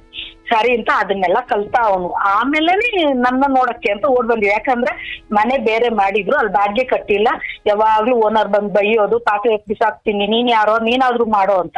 ಇವನ್ನ ತಗೊಂಡೋಗಿ ಎಲ್ಲೋ ಒಂದ್ ಕಡೆ ಕೆಲ್ಸಕ್ಕೆ ಹಾಕಿ ಅವನ್ ದುಡ್ಡು ಕಿತ್ಕೊಂಡು ಕುಡಿಯೋಕ್ ಶುರು ಮಾಡಿದಾಗ ಇವ್ನಿಗೆ ನೋವು ಗೊತ್ತಾಯ್ತು.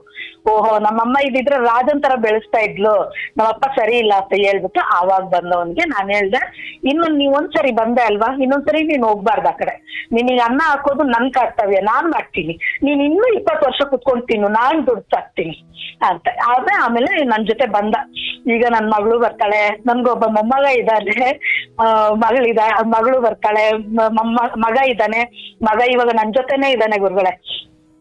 ಅವನು ಇವಾಗ ಎಲ್ಲೋ ಒಂದು ಕ್ಲಬ್ ಅಲ್ಲಿ ಕೆಲಸ ಮಾಡ್ತಾನೆ, ಅಲ್ಲೊಂದ್ ಸ್ವಲ್ಪ ದಿವಸ ಕೆಲಸ ಮಾಡ್ತಾನೆ. ಮತ್ತೆ ಅವನು PUC ಇಂದ ಇವಾಗ SSLC ಅಷ್ಟೇ ಒಂದು ಆಗಿದ್ದು, PUC ಕಂಟಿನ್ಯೂ ಮಾಡ್ತೀನಿ ಮತ್ತೆ ಓದ್ತೀನಮ್ಮ ನಾನು ಅಂತ. ಸರಿ, ನೀನ್ ಏನಾದ್ರೂ ಮಾಡಪ್ಪ. ಗುರುಗಳೇ, ಈ ಮಧ್ಯ ಎಣ್ಣೆ ಯಾವಾಗ ನಾನು ಸ್ಟಾರ್ಟ್ ಮಾಡಿದ್ನಲ್ಲ, ಅವಾಗ ನನಗೆ ಈ ಕೊರೋನಾ ಬಂತಲ್ವಾ, ಕೊರೋನಾ ಬಂದಾಗ ಇನ್ನೊಂದು ದೊಡ್ಡ ತಪ್ಪು ಮಾಡಿದೆ ಗುರುಗಳ.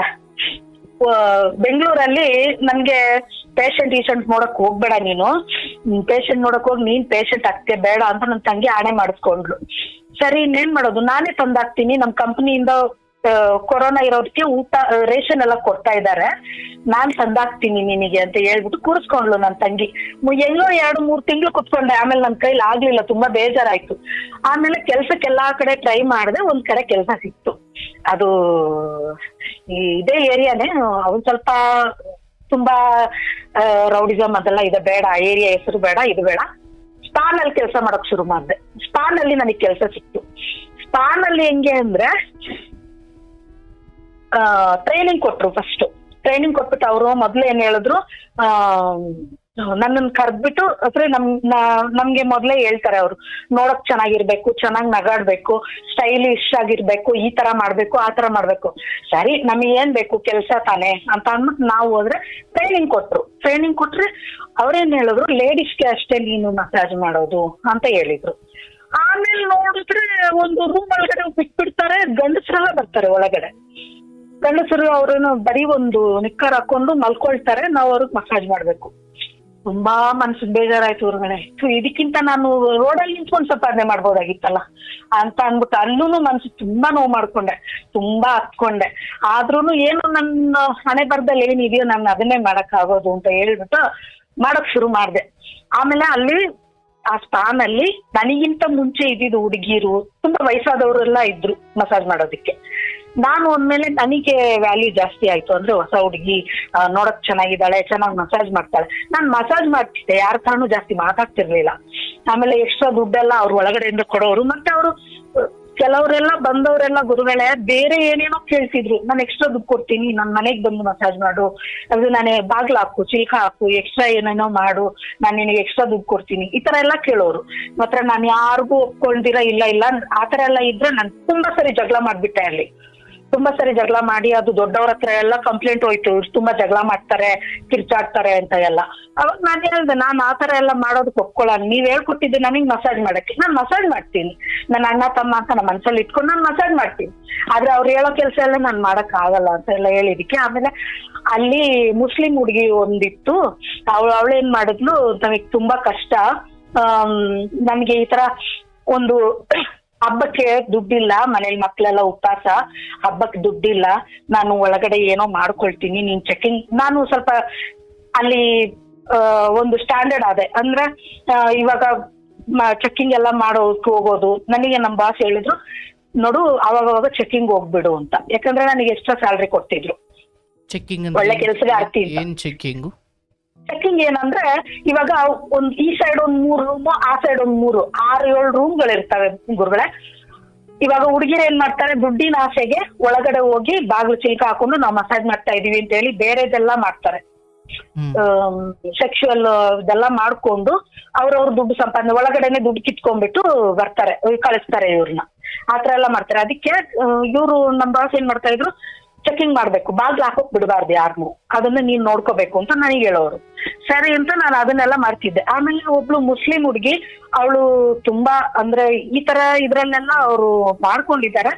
ಮತ್ತೆ ನಾನು ಅವ್ರು ಹೇಳಿರ್ತಾರೆ ಎಲ್ಲ ಮಾಡ್ಕೊಳ್ತೀನಿ, ಒಳಗಡೆ ನನಗ್ ಸ್ವಲ್ಪ ದುಡ್ಡು ಬೇಕು ಅಂತೆಲ್ಲ ಹೇಳ್ಕೊಂಡು ಮನ್ಸಿಗೆ ಒಂಥರ ಕಷ್ಟ ಆದ್ರೂನು ಏನೋ ಅವ್ರ ಕಷ್ಟ ಅವ್ರಿಗೆ ನಮ್ಗೆ ಯಾಕೆ ಅಂತ ಅಂದ್ಬಿಟ್ಟು ನಾನ್ ಸುಮ್ನಾಗ್ ಹೋದೆ ಗುರುಗಳೇ. ನಾನ್ ಮಾಡಿದ ತಪ್ಪೇ ಇರ್ಬಹುದು, ಆದ್ರೆ ಒಂದು ಮಾನವೀಯತೆಯಿಂದ ಅವ್ರು ತುಂಬಾ ಕಷ್ಟ, ಹೊಟ್ಟೆಗೆ ಮನೇಲಿ ಇಲ್ಲ, ನಾನ್ ತಕೊಂಡೋದ್ರೇನೆ ಸಂಪಾದನೆ ಅಂತ ಯಾವ ಮುಸ್ಲಿಂ ಹುಡುಗಿ ಹೇಳ್ತೋ ಅದು ನನ್ಗೊಂಥರ ಮನ್ಸಿಗೆ ಬೇಜಾರಾಯ್ತು. ಸರಿ ಆಯ್ತು ನಾನ್ ಬರಲ್ಲ ಅಂತ ಹೇಳ್ಬಿಟ್ಟು ಅದೊಂದು ಹುಡುಗಿಗೆ ಹೆಲ್ಪ್ ಮಾಡಕ್ ಹೋದೆ.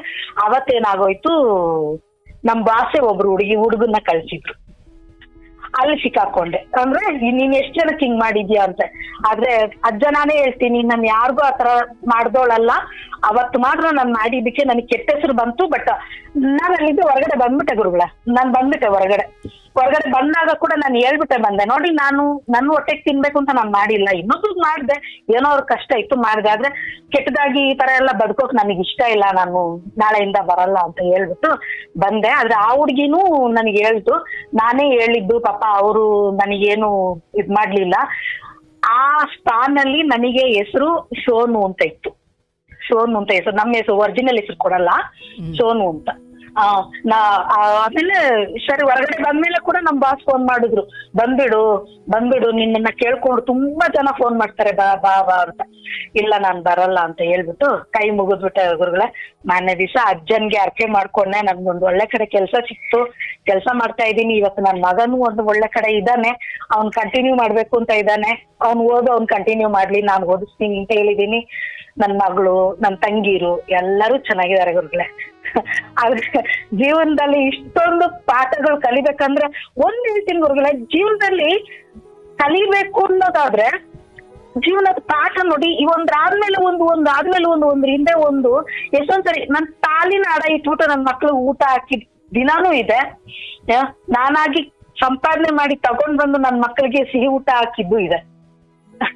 ಹಂಗೆ ಓದಿದವ್ರೇ ಜೀವನ ಮಾಡಕ್ ಆಗೋದು ಅಥವಾ ಓದೇ ಇರ್ಬೇಕು ಅದೆಲ್ಲ ಏನಿಲ್ಲ ಗುರುಗಳೇ. ಜೀವನದಲ್ಲಿ ಎಲ್ಲಾ ಕಷ್ಟನೂ ನೋಡ್ಬೇಕು, ಹೆಣ್ಮಕ್ಳು ಅಂದ್ಮೇಲೆ ಅನುಸರಿಸ್ಕೊಂಡು ಹೋಗ್ಬೇಕು.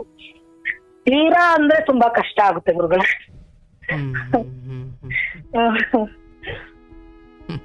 ಎಲ್ಲ ಈಶ್ವರ.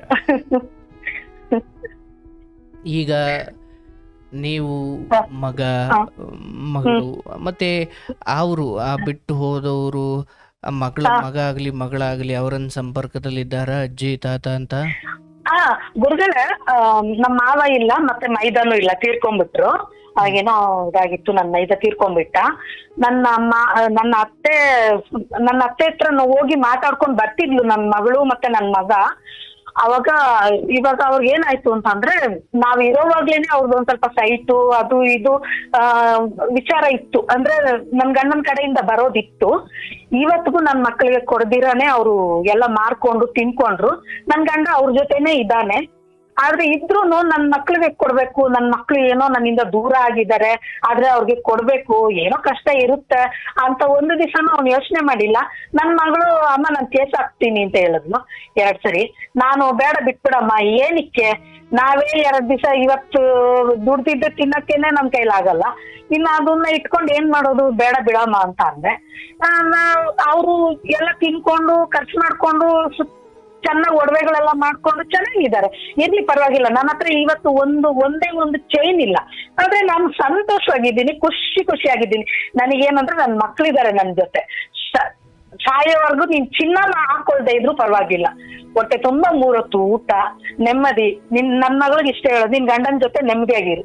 ನನ್ ಮಗನ್ಗೆ ಇಷ್ಟ ಹೇಳೋದು, ಕೆಲಸ ಮಾಡು, ನಿಮ್ ಅಕ್ಕನ್ ಮಾತು ಕೇಳು. ಅಕಸ್ಮಾತ್ ನಾನ್ ಇವತ್ತು ಇದೀನಿ, ನಾಳೆ ಇರಲ್ಲ, ನಿನ್ ಅಕ್ಕನ್ ಮಾತು ಕೇಳು, ನಿನ್ ಚಿಕ್ಕಮ್ಮಂದಿರ್ ಮಾತು ಕೇಳು, ಬದುಕು, ಎಲ್ಲರ ಜೊತೆ ಚೆನ್ನಾಗಿ ನಗಾಡ್ಕೊಂಡ್ ಬದುಕು. ಇಷ್ಟೇ ನಾನು ಹೇಳೋದು ಗುರುಗಳೇ. ಆದ್ರೆ ಅವನಿಗೆ ಒಂದ್ ಹೆಣ್ಣಿನ ಸವಾಸ ಇದೆ. ಅವಳು ಏನೋ ಸ್ವಲ್ಪ ದುಡ್ಡಿರೋಳಂತೆ. ಒಂದು ಆಟೋ, ನನ್ ಗಂಡನ್ಗೆ ಒಬ್ಳು ಇದಾಳಂತೆ. ಅವಳು ತುಂಬಾ ದುಡ್ಡಿರೋಳಂತೆ. ಅವಳು ಒಂದು ಇಷ್ಟೊತ್ತಾಗ್ಲೇ 3 ಆಟೋ ಕೊಡ್ಸಿದಾಳಂತೆ. 3 ಆಟೋನು ತಕೊಂಡೋಗಿ ಎಲ್ಲ ಅಪ್ಸೆಟ್ ಮಾಡೋದು, ಹೊಡೆದಾಕೋದು, ಅಲ್ಲಿ ಇಲ್ಲಿ ಆಕ್ಸಿಡೆಂಟ್ ಮಾಡೋದು, ಕೈ ಕಾಲು ಮುರ್ಕೊಳ್ಳೋದು, ಹಾಸ್ಪಿಟ್ಲಲ್ಲಿ ಬೀಳೋದು, ಹಿಂಗೆಲ್ಲ ಮಾಡ್ತಿದ್ದಂತೆ. ಆಮೇಲೆ ನನ್ ಮಗಳು ಒಂದ್ ದಿವಸ, ಇಷ್ಟೆಲ್ಲಾ ಮಾಡ್ತೀಯಲ್ಲ, ಇವಾಗ ನನ್ಗೆ ಸೈಟ್ ಮಾರ್ಕೊಂಡ್ರಿ ಅಲ್ವಾ, ನಮ್ಗೊಂದು ಕಮ್ಮಿ ಅಂದ್ರೂನು ಒಂದು 4 ಲಕ್ಷ ಆದ್ರೂ ಕೊಡ್ಬೇಕಾಗಿತ್ತು, ಕೊಡ್ದಿರೋ ಇದೆಯಲ್ಲ ನೀನು ಒಂದಿದಕ್ಕೆ, ನಿನಗ್ ಕೊಡ್ಬೇಕು ಅಂತ ಏನು, ನೀನ್ ಹೋಗಿ ನನ್ನೇನ್ ನೋಡ್ತಾ ಇದೀಯಾ, ನಿನ್ ಗಂಡನ ಮನೆಯಲ್ಲ ಇದೆಯಾ, ಹಂಗೆಲ್ಲ ಹೇಳ್ಕೊಂಡು ಅವಳಿಗೇನೋ ಕೆಟ್ಟದಾಗಿ ಮಾತಾಡಿದಾರೆ. ಅಂದ್ರೆ ನನ್ ಮಗಳು ಹಿಂಗ್ ಹೇಳಿದ್ದಕ್ಕೆ ಅವ್ರದ್ದು ರಿಲೇಟಿವ್ ಯಾರ ಹತ್ರನು ಹೇಳಿದ್ನಂತೆ ಕೆಟ್ಟದಾಗಿ. ಅವಳು ಸ್ವಂತ ಕೆಳಗಡೆ ಅಪ್ಪ ಆದವನು ಅವಳು ಸ್ವಂತದ ಕೆಳಗಡೆ ಮಾತಾಡಿದ್ನಂತ. ಅವಳಿಗೆ ಹಂಗ್ ಮಾಡ್ತೀನಿ ಹಿಂಗ್ ಮಾಡ್ತೀನಿ ಅಂತ ಮಗಳಿಗೆ, ಸ್ವಂತ ಮಗಳಿಗೆ. ಅದು ಅವಳು ಮನ್ಸು ತುಂಬಾ ಕೆಟ್ಟೋಗಿ ಅವನ್ ಯಾವತ್ತಾದ್ರೂ ಒಂದ್ ದಿವಸ ಬರ್ತಾನೆ, ಬರ್ಲೇಬೇಕು, ಅವಾಗ ನಾನ್ ಮಾತಾಡ್ತೀನಿ, ಅಲ್ಲಿವರೆಗೂ ನಾನ್ ಮಾತಾಡಲ್ಲ ಅಂತ ಹೇಳಿ ನನ್ ಮಗನೂ ಮಾತಾಡ್ತಾ ಇಲ್ಲ, ನನ್ ಮಗಳು ಮಾತಾಡ್ತಾ ಇಲ್ಲ ಗುರುಗಳೇ. ಇವಾಗ ಯಾರು ಇಲ್ಲ, ಎಲ್ಲ ಸ್ವಿಚ್ ಆಫ್ ಮಾಡ್ಬಿಟ್ಟು ಬ್ಲಾಕ್ ಮಾಡ್ಬಿಟ್ಟು ಸುಮ್ನೆ ಕೂತಿದ್ದಾರೆ. ಇವಾಗ ಮೊನ್ನೆ ಏನೋ ಫೋನ್ ಮಾಡಿದ್ಲು, ಅವ್ರು ರಿಲೇಟಿವ್ ಯಾರೋ ಫೋನ್ ಮಾಡಿದ್ರು, ಮಾಡ್ಬಿಟ್ಟು ನನ್ ಮಗಳಿಗೆ, ನನ್ನ ಹತ್ರ ಯಾರು ಮಾತಾಡಲ್ಲ, ನನ್ ಮಗಳಿಗೆ ಮಾಡ್ಬಿಟ್ಟು ನಿಮ್ಮಪ್ಪ ಹಾಸ್ಪಿಟ್ಲಲ್ಲಿ ಇದ್ದಾನೆ ಅಂತ ಹೇಳಿದಕ್ಕೆ, ಯಾಕೆ ನಾವ್ಯಾಕೆ, ಅವ್ರ ಅಮ್ಮ ತಾನೇ ನೋಡ್ಕೊತಾರೆ, ಅವ್ರ ಅಕ್ಕ ತಂಗಿರೆಲ್ಲ ಇದಾರೆ, ಅವ್ರು ನೋಡ್ಕೊತಾರೆ ಬಿಡಿ ಅಂತ ಅಂದ್ರೆ, ಯಾರು ಬರ್ತಾ ಇಲ್ಲಮ್ಮ, ತಕೊಂಡೋಗಿ ಹಾಸ್ಪಿಟ್ಲಲ್ಲಿ ಹೆಣ ಹಾಕದಂಗ್ ಹಾಕಿದ್ದಾರೆ, ಅವ್ನ್ಗೊಂದು ಊಟ ಕೊಡೋರು ಇಲ್ಲ, ಯಾರು ಇಲ್ಲ. ಹಾಸ್ಪಿಟ್ಲಲ್ಲಿ ಡಾಕ್ಟರ್ ಬರ್ತಾರೆ, ನೋಡ್ತಾರೆ, ಚೆಕಪ್ ಮಾಡ್ತಾರೆ, ಇಂಜೆಕ್ಷನ್ ಹಾಕ್ತಾರೆ, ಹೋಗ್ತಾರೆ. ಇವ್ನು ಯಾರ್ಯಾರ ಕೈಯಲ್ಲೋ ದುಡ್ಡು ಕೊಟ್ಟು ಇಡ್ಲಿ ತಂದ್ಕೊಡಿ, ಅದ್ ತಂದ್ಕೊಡಿ, ಇದ್ ತಂದ್ಕೊಡಿ, ಆದ್ರೂನು ಕುಡಿಯೋದ್ ಬಿಟ್ಟಿಲ್ಲ, ಸಖತ್ ಕುಡಿತಾನೆ. ಹಾಳಾಗೋಗ್ಲಿ ಬಿಡು, ನಮ್ಗೇನು ಅಂತವ್ರಿಗೆ ಅಷ್ಟೇ.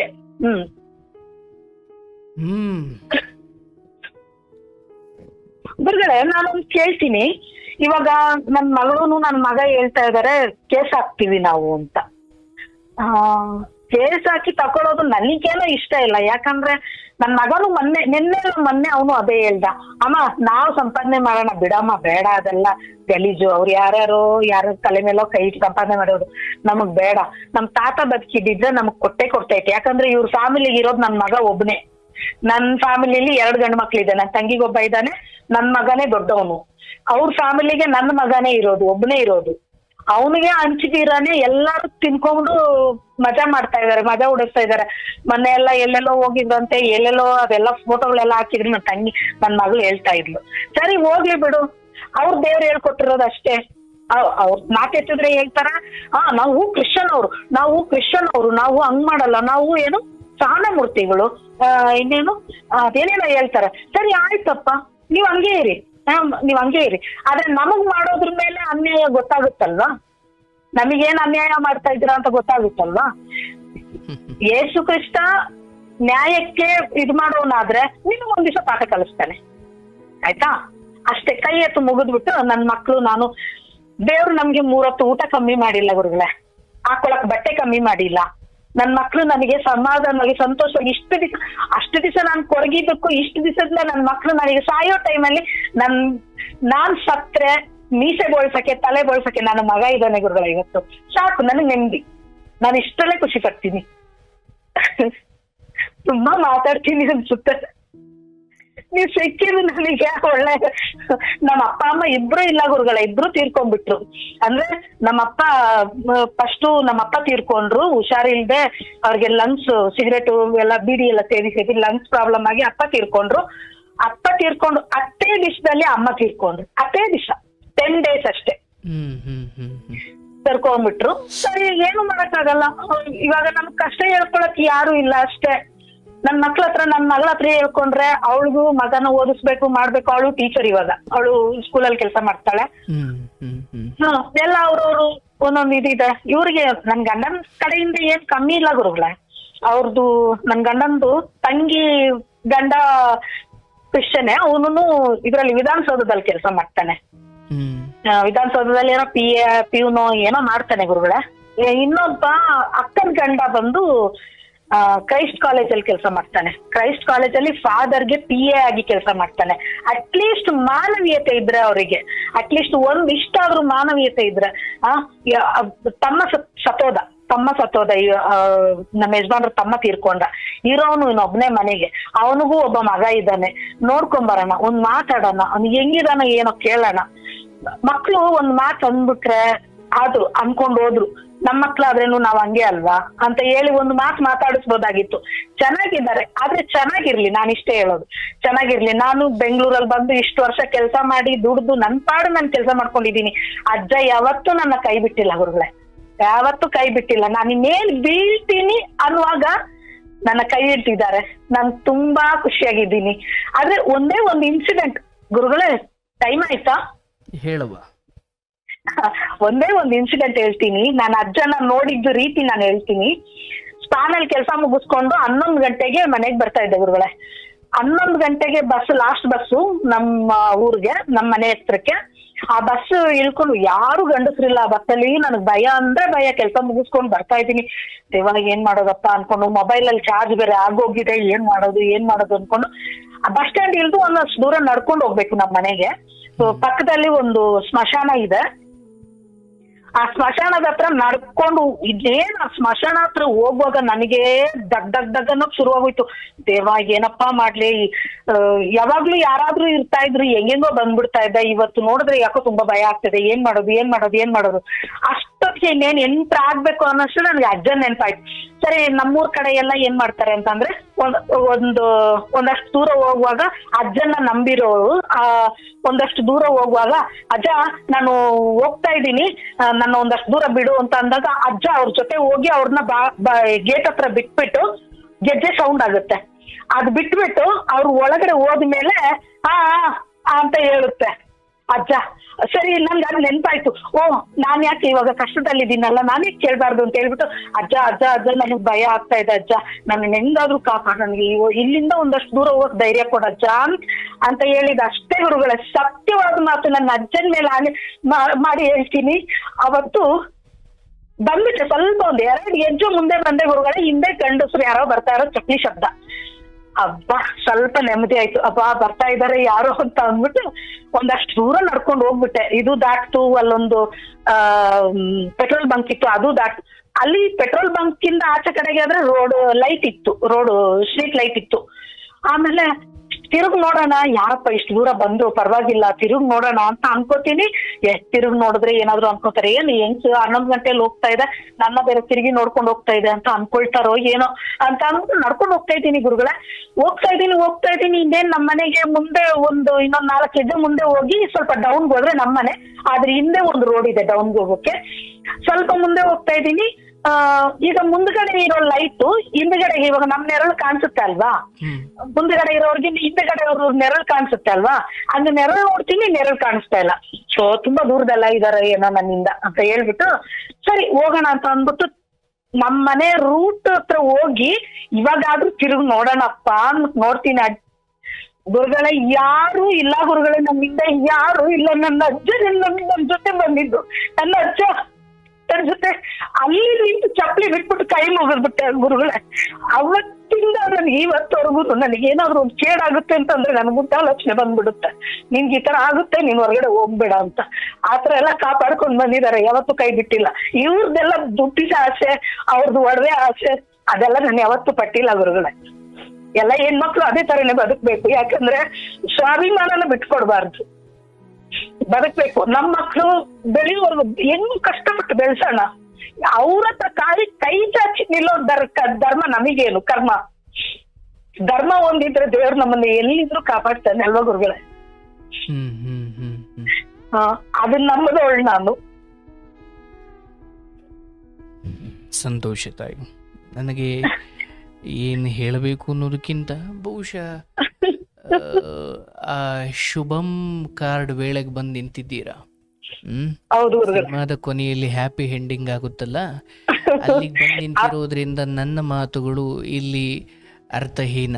ಅದಕ್ಕೆ ನಾನು ಇಲ್ಲ ಗುರುಗಳೇ, ನಿಮ್ಮಷ್ಟು ದೊಡ್ಡವಳಲ್ಲ ನಾನು. ನಿಮ್ಮ ಹತ್ರನು ಹೇಳ್ಕೋಬೇಕು, ನೀವು 4 ಜನಕ್ಕೆ ಹೇಳ್ಬೇಕು, ನೀವು ನನ್ನ ಕಷ್ಟ ಕೇಳ್ಬೇಕು. ನಾನ್ ಕಷ್ಟ ಪಟ್ಟಿದ್ದೀನಿ, ನಿಮ್ಮ ಹತ್ರ ಹೇಳ್ಕೊಂಡ್ರೆ ನನಗೆ ನನ್ನ ಡ್ಯಾಡಿ ಹತ್ರ ಹೇಳ್ಕೊಂಡಂಗಿದೆ. ನನಗೆ ನೀವು ಕೇಳ್ತಾ ಇದ್ರೆ ನನಗೆ ಇಂಪಾಗಿರುತ್ತೆ ನಿಮ್ಮ ಮಾತು, ನಿಮ್ಮ ಸಾಂಗು ಎಲ್ಲ ಕೇಳ್ಕೊಂಡು ಬೆಳಗ್ಗೆಯಿಂದ ಸಾಯಂಕಾಲದವರೆಗೂ ಹುಚ್ಚಿ ತರ ಹಾಕೊಂಡು ಇಟ್ಕೊಂಡಿರ್ತೀನಿ. ಯಾರು ಏನಾದ್ರು ಅನ್ಕೊಳ್ಳಿ, ಕೇಳಿದ್ದನ್ನ ಮತ್ತೆ ಫಸ್ಟ್ ಇನ್ನ ರಿಪೀಟ್ ಮಾಡ್ಕೊಂಡು 398ವರೆಗೂ ಕೇಳಿ ಬೆಳಿಗ್ಗೆ ಸಾಯಂಕಾಲ ಮಧ್ಯಾಹ್ನ, ಬೆಳಿಗ್ಗೆ ಸಾಯಂಕಾಲ ಮಧ್ಯಾಹ್ನ ನಿದ್ದೆ ಬರೋವರೆಗೂ ಕೇಳ್ತೀನಿ ಗುರುಗಳೇ. ಮನ್ಸಿಗೆ ಎಷ್ಟು ಖುಷಿ ಆಗುತ್ತೆ ಅಂದ್ರೆ, ಒಂಥರ ನನ್ ಕಷ್ಟ ಏನು ಇಲ್ಲ, ಇಲ್ಲಿ ಎಂತೆಂತವ್ರು ಇದಾರೆ, ಎಂತೆಂತ ಕಷ್ಟದಲ್ಲಿದ್ದಾರೆ ಪಾಪ ಹೆಣ್ಮಕ್ಳು ಅಂತ ಯೋಚನೆ ಮಾಡ್ಕೊಂಡು ನೀರು ಒರೆಸ್ಕೊಂಡು ಅವ್ರಿಗಿಂತ ಏನ್ ನನ್ ಕಷ್ಟನ.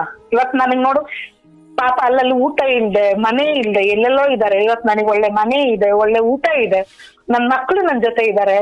ನನ್ ಖುಷಿ, ನನ್ ತುಂಬಾ ಖುಷಿಯಾಗಿದ್ದೀನಿ ಗುರುಗಳ, ಸಂತೋಷವಾಗಿದ್ದೀನಿ. ಎಷ್ಟು ಕಷ್ಟಪಟ್ನೋ ಅದಕ್ಕಿಂತ ಡಬಲ್ ಸುಖವಾಗಿದ್ದೀನಿ ಇವಾಗ. ಅವಶ್ಯವಾಗಿ ನಿನ್ನ ಸಂತಾನಗಳು ಯಾವಾಗ ನಿನ್ನನ್ನು ಹುಡುಕಿಕೊಂಡು ಬಂದವು ಅಂದಿಗೆ ನಿನ್ನ ಜೀವನ ಒಂದು ಮಟ್ಟಿಗೆ ಸಾರ್ಥಕವಾಯಿತು ಅನ್ನೋದಕ್ಕಿಂತ ಒಬ್ಬ ತಾಯಿಯಾಗಿ ಅದು ನಿನ್ನ ಪರಿಪೂರ್ಣತೆ. ಅದರಿಂದ ಏನೂ ಇಲ್ಲ.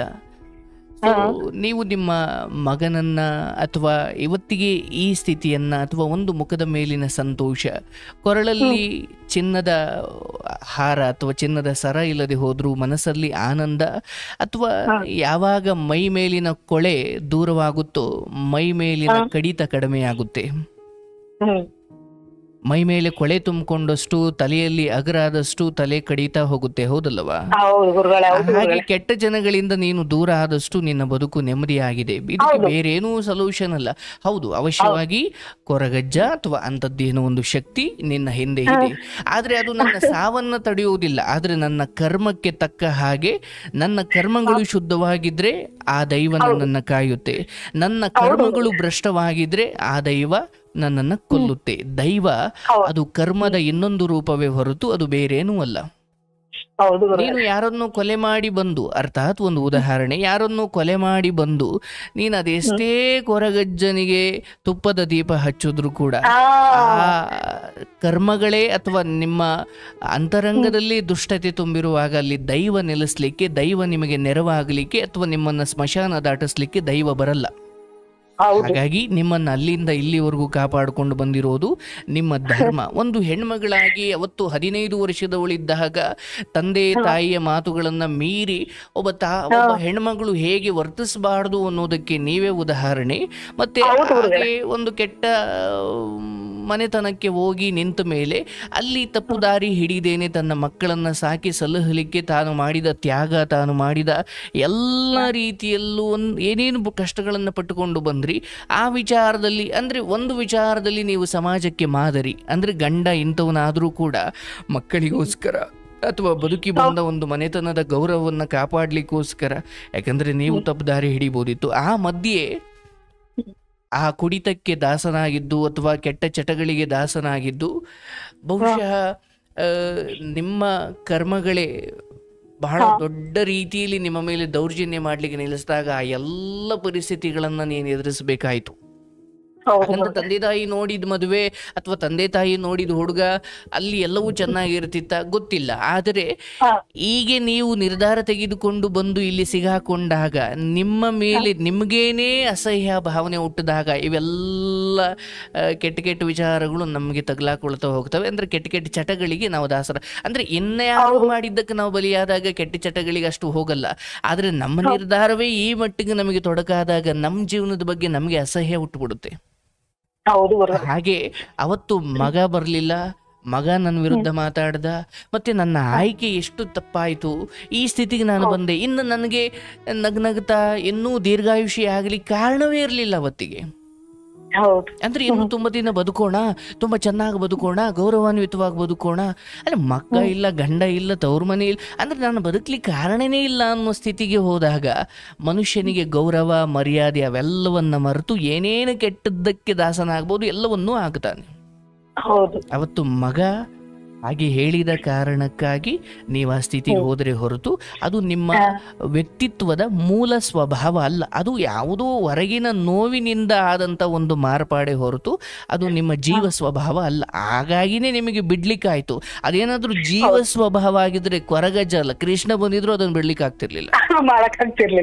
ಹಾಗಾಗಿ ಅದು ಯಾವುದೋ ಒಂದು ನಿರಾಸೆಯಿಂದ ಅಂಟಿಕೊಂಡ ಒಂದು ಚಟವಾಗಿತ್ತು. ಅದರ ಆಯಸ್ಸು ಕೂಡ ಸ್ವಲ್ಪ ದಿನ ಇತ್ತು, ಆಮೇಲೆ ಅದನ್ನು ನೀವು ಬಿಟ್ಟಿದ್ದೀರಿ. ಅಂದ್ರೆ ಒಂದು 15 ವಯಸ್ಸಿನ ಸಮಯದಲ್ಲಿ ಮಾಡಿಕೊಂಡ ಒಂದು ಎಡವಟ್ಟು ಬದುಕಿನ ಇವತ್ತಿನವರೆಗೂ, ಹೌದು, ಸುಖ ದುಃಖ, ಏಳು ಬೀಳು, ಸೋಲು ಗೆಲುವು, ಅದು ಇನ್ನು ಈ ಹಿಂದೆನೂ ಬಂದಿತ್ತು, ಈಗ ನಗ್ತಾ ಇದ್ದೀರಿ. ಅದು ಹೀಗೆ ಇರುತ್ತೆ ಅಂತ ಏನಿಲ್ಲ, ಅದು ಮತ್ತೆ ಏಳು ಬೀಳು ಇದ್ದದ್ದೇ. ಮಕ್ಕಳ ಬದುಕಲ್ಲಾಗೋ ಏಳು ಬೀಳು ಒಬ್ಬ ತಾಯಿಯಾಗಿ ಅದು ನಿಮಗೂ ಹೃದಯಕ್ಕೆ ತಟ್ಟುತ್ತೆ. ಹೌದು. ಆದರೆ ಈ ಎಲ್ಲ ಏಳು ಬೀಳುಗಳಲ್ಲೂ ನೀನು ಎಲ್ಲೂ ಧರ್ಮವನ್ನ ಬಿಡ್ಲಿಲ್ಲ. ಆ ಧರ್ಮ ನಿನ್ನನ್ನು ಆ ಶಕ್ತಿಯ ರೂಪದಲ್ಲಿ ಕಾಪಾಡಿಕೊಂಡು ಬಂತು. ಮತ್ತೆ ಆ ಜನರು ಯಾರು ಅಂದರೆ ನೋಡವ್ವ, ಯಾವಾಗಲೂ ಸ್ವಧರ್ಮದ ಆಚರಣೆ ಇದೆಯಲ್ಲ, ಅದು ಯಾವಾಗಲೂ ಶ್ರೇಷ್ಠವಾದದ್ದು. ನಾನು ಇನ್ನೊಂದು ಧರ್ಮವನ್ನು ಇಲ್ಲಿ ಆರೋಪ ಮಾಡ್ತಾ ಇಲ್ಲ, ಆದರೆ ನಿನ್ನ ತನವನ್ನೇ ನೀನು ಬಿಟ್ಟು ಹೋದಾಗ ಎಷ್ಟು ದಿನ ಇರಬಲ್ಲೆ ನೀನು? ಹೌದಲ್ಲವಾ? ನಿನಗೋಸ್ಕರ ನೀನು ಅಥವಾ ಅವರ ಹೃದಯದಲ್ಲಿ ನೀನು ಒಳ್ಳೆ ಸ್ಥಾನ ಪಡ್ಕೊಳ್ಳಿಕ್ಕೋಸ್ಕರ ನೀನು ನಿನ್ನತನವನ್ನು ಎಷ್ಟು ಬಿಟ್ಟು ಅಲ್ಲಿಗೆ ಹೊಂದಾಣಿಕೆ ಆಗಲಿಕ್ಕೆ ಎಷ್ಟು ನಿನ್ನನ್ನು ನೀನು ಮಾರ್ಪಾಡು ಮಾಡಿಕೊಂಡೆ.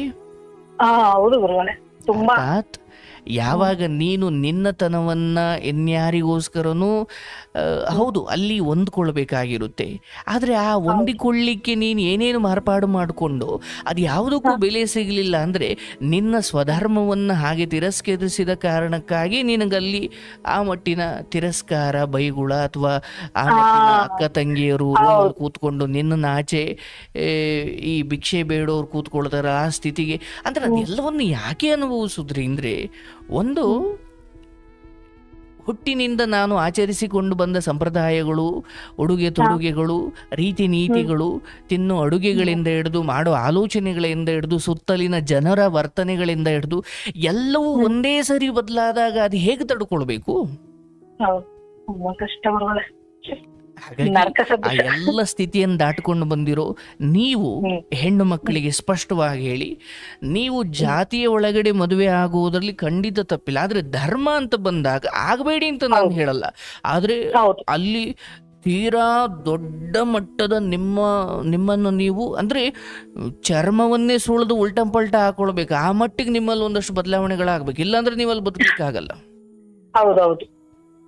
ಹಾಗಾಗಿ ನೀವೊಂದು ಹೆಣ್ಣು ಮಗಳಾಗಿ ಇವತ್ತು ನಿನ್ನ ಸ್ವಧರ್ಮವನ್ನೇ ಆಚರಿಸ್ತೀಯೋ ಅಥವಾ ಅದು? ನನ್ನ ಧರ್ಮನೇ. ನನ್ನ ಮಕ್ಕಳನ್ನು ಅಲ್ಲಿಂದ ಕರ್ಕೊಂಡ್ ಬಂದೆ. ಅಂದ್ರೆ ನನ್ನ ಮಕ್ಳಿಗೂ ಅವರು ಬ್ಯಾಪ್ಟಿಸಮ್ ಅದೆಲ್ಲ ಕೊಡ್ಸಿದ್ರು. ಬಟ್ ನನ್ನ ಮಗಳಿಗೆ ಹುಟ್ಟದಾಗನೇ ನನ್ನ ಅಪ್ಪ ಅಮ್ಮ ಐಶ್ವರ್ಯ ಅಂತ ಹೆಸರಿಟ್ಟಿದ್ರು. ಅದು ಅಂಕಿ ಕಂಟಿನ್ಯೂ ಆಯ್ತು. ನನ್ನ ಮಗನ್ಗೆ ಮಾತ್ರ ಇವಾಗ ಅವನಿಗೆ ಇಮ್ಯಾನುವಲ್ ಅಂತ ಹೆಸರು ಕೊಟ್ಟಿದ್ರು ಅವ್ರ ಕಡೆಯಿಂದ. ನಾನು ಹಿಮಾಂಶು ಅಂತ ಮಾಡ್ಸಿದ್ದೀನಿ ಗುರುಗಳೇ. ಅದನ್ನ ಹಿಮಾಂಶು ಅಂತ ಮಾಡಿ ಅವ್ನಿಗೆ ಬೇರೆ ನಾಮಕರಣ ಮಾಡಿ ಅವನ್ನ ಇಲ್ಲೇ ಇಟ್ಕೊಂಡಿದೀನಿ. ಇವಾಗ ಅವ್ರ ಧರ್ಮ ಯಾವ್ದು ಇಲ್ಲ, ನನ್ನ ಮಕ್ಕಳೆಲ್ಲ ನನ್ನ ಧರ್ಮ. ಅವರ ಬದುಕಿನಲ್ಲಿ ತಾಯಿ ಧರ್ಮವೇ ಉಳಿದು ಹೋಗ್ಲಿ, ಅವರ ಆಸ್ತಿ, ಅವರ ಆಚರಣೆಗಳು ನಿನಗೆ ಬೇಡ ಅಂದ್ರೆ ಅವರ ಆಸ್ತಿಯೂ ನಿನಗೆ ಬೇಡ. ಬೇಡ ನಮಗ್ ಬೇಕಾಗಿಲ್ಲ. ನಿನ್ನ ಮಗಳ ಬಾಯಿಂದ ಏನು ಬರ್ತಾ ಇದೆ, ಆ ಗಂಡನ ಕಡೆಯಿಂದ ಅವರು ಸ್ವಯಂ ಆಗ್ತಾರೆ ಅನ್ನೋದಾದ್ರೆ ಅದಕ್ಕೆ ನೀನು ಅಡ್ಡಿ ಹೋಗಬೇಡ. ಆದ್ರೆ ನಿನ್ನ ಮಗನ ವಿಚಾರಕ್ಕೆ ಬಂದ್ರೆ ನೀವು ಹೋಗುವುದು ಬೇಡ. ಈಗ ಕೊಟ್ಟ ಹೆಣ್ಣು ಕುಲಕ್ಕೆ ಹೊರಗು, ಆ ಮಗಳು ನಿಮ್ ಜೊತೆ ಏನೇ ನಿಕಟ ಸಂಬಂಧ ಹೊಂದಿದ್ರು ಕೂಡ ಆಕೆ ಬೇರೆ ಮನೆ ಹೆಣ್ಮಗಳು. ಅವರು ತನ್ನ ಗಂಡ ಆಕೆ ಇಬ್ಬರು ಒಂದಾಗಿ ಅವರ ನೋವಿಗೆ ಅವರು ಏನೋ ನಿರ್ಧಾರ ತಗೊಳ್ತಾರೆ ಅನ್ನೋದ್ರೆ ಅದಕ್ಕೆ ನೀನು ಅಡ್ಡಿ ಹೋಗಬೇಡ. ಆದ್ರೆ ನಿನ್ನ ಮಗನ ವಿಚಾರ ಅಂತ ಬಂದಾಗ ನೀವು ಅಲ್ಲಿಗೆ ಹೋಗುವುದು ಬೇಡ. ಅಂದ್ರೆ ನಿನ್ನ ಮಗನ ಹೆಸರನ್ನು ಕೂಡ ಬದಲಾಯಿಸಿ, ಅಂದ್ರೆ ಅದಕ್ಕೊಂದು ಈಗಲೇ ರೀತಿ ನೀತಿಗಳನ್ನ ಮಾಡಿಟ್ಟು ಹೋಗು. ಇಲ್ಲಿ ಯೇಸುವನ್ನ ಧರ್ಮವನ್ನ ನಾನು ವಿರೋಧ ಮಾಡ್ತಾ ಇಲ್ಲ, ಆದ್ರೆ ಅದನ್ನ ಪುಸ್ತಕದಲ್ಲಿ ಶಾಂತಿ ದೂತರಾದ್ರು ಮನೆಯಲ್ಲಿ ರಕ್ತಪಾತ ಅಥವಾ ಚೇರ್ ಇಟ್ಕೊಂಡು ಒಡೆದಾಡ್ತಾರೆ ಅಂದ್ರೆ ಇದ್ಯಾವ ಶಾಂತಿ ದೂತರು ಇವರು? ಬೇರೆ ಧರ್ಮ ಅಥವಾ ಜನರನ್ನ ಇಷ್ಟು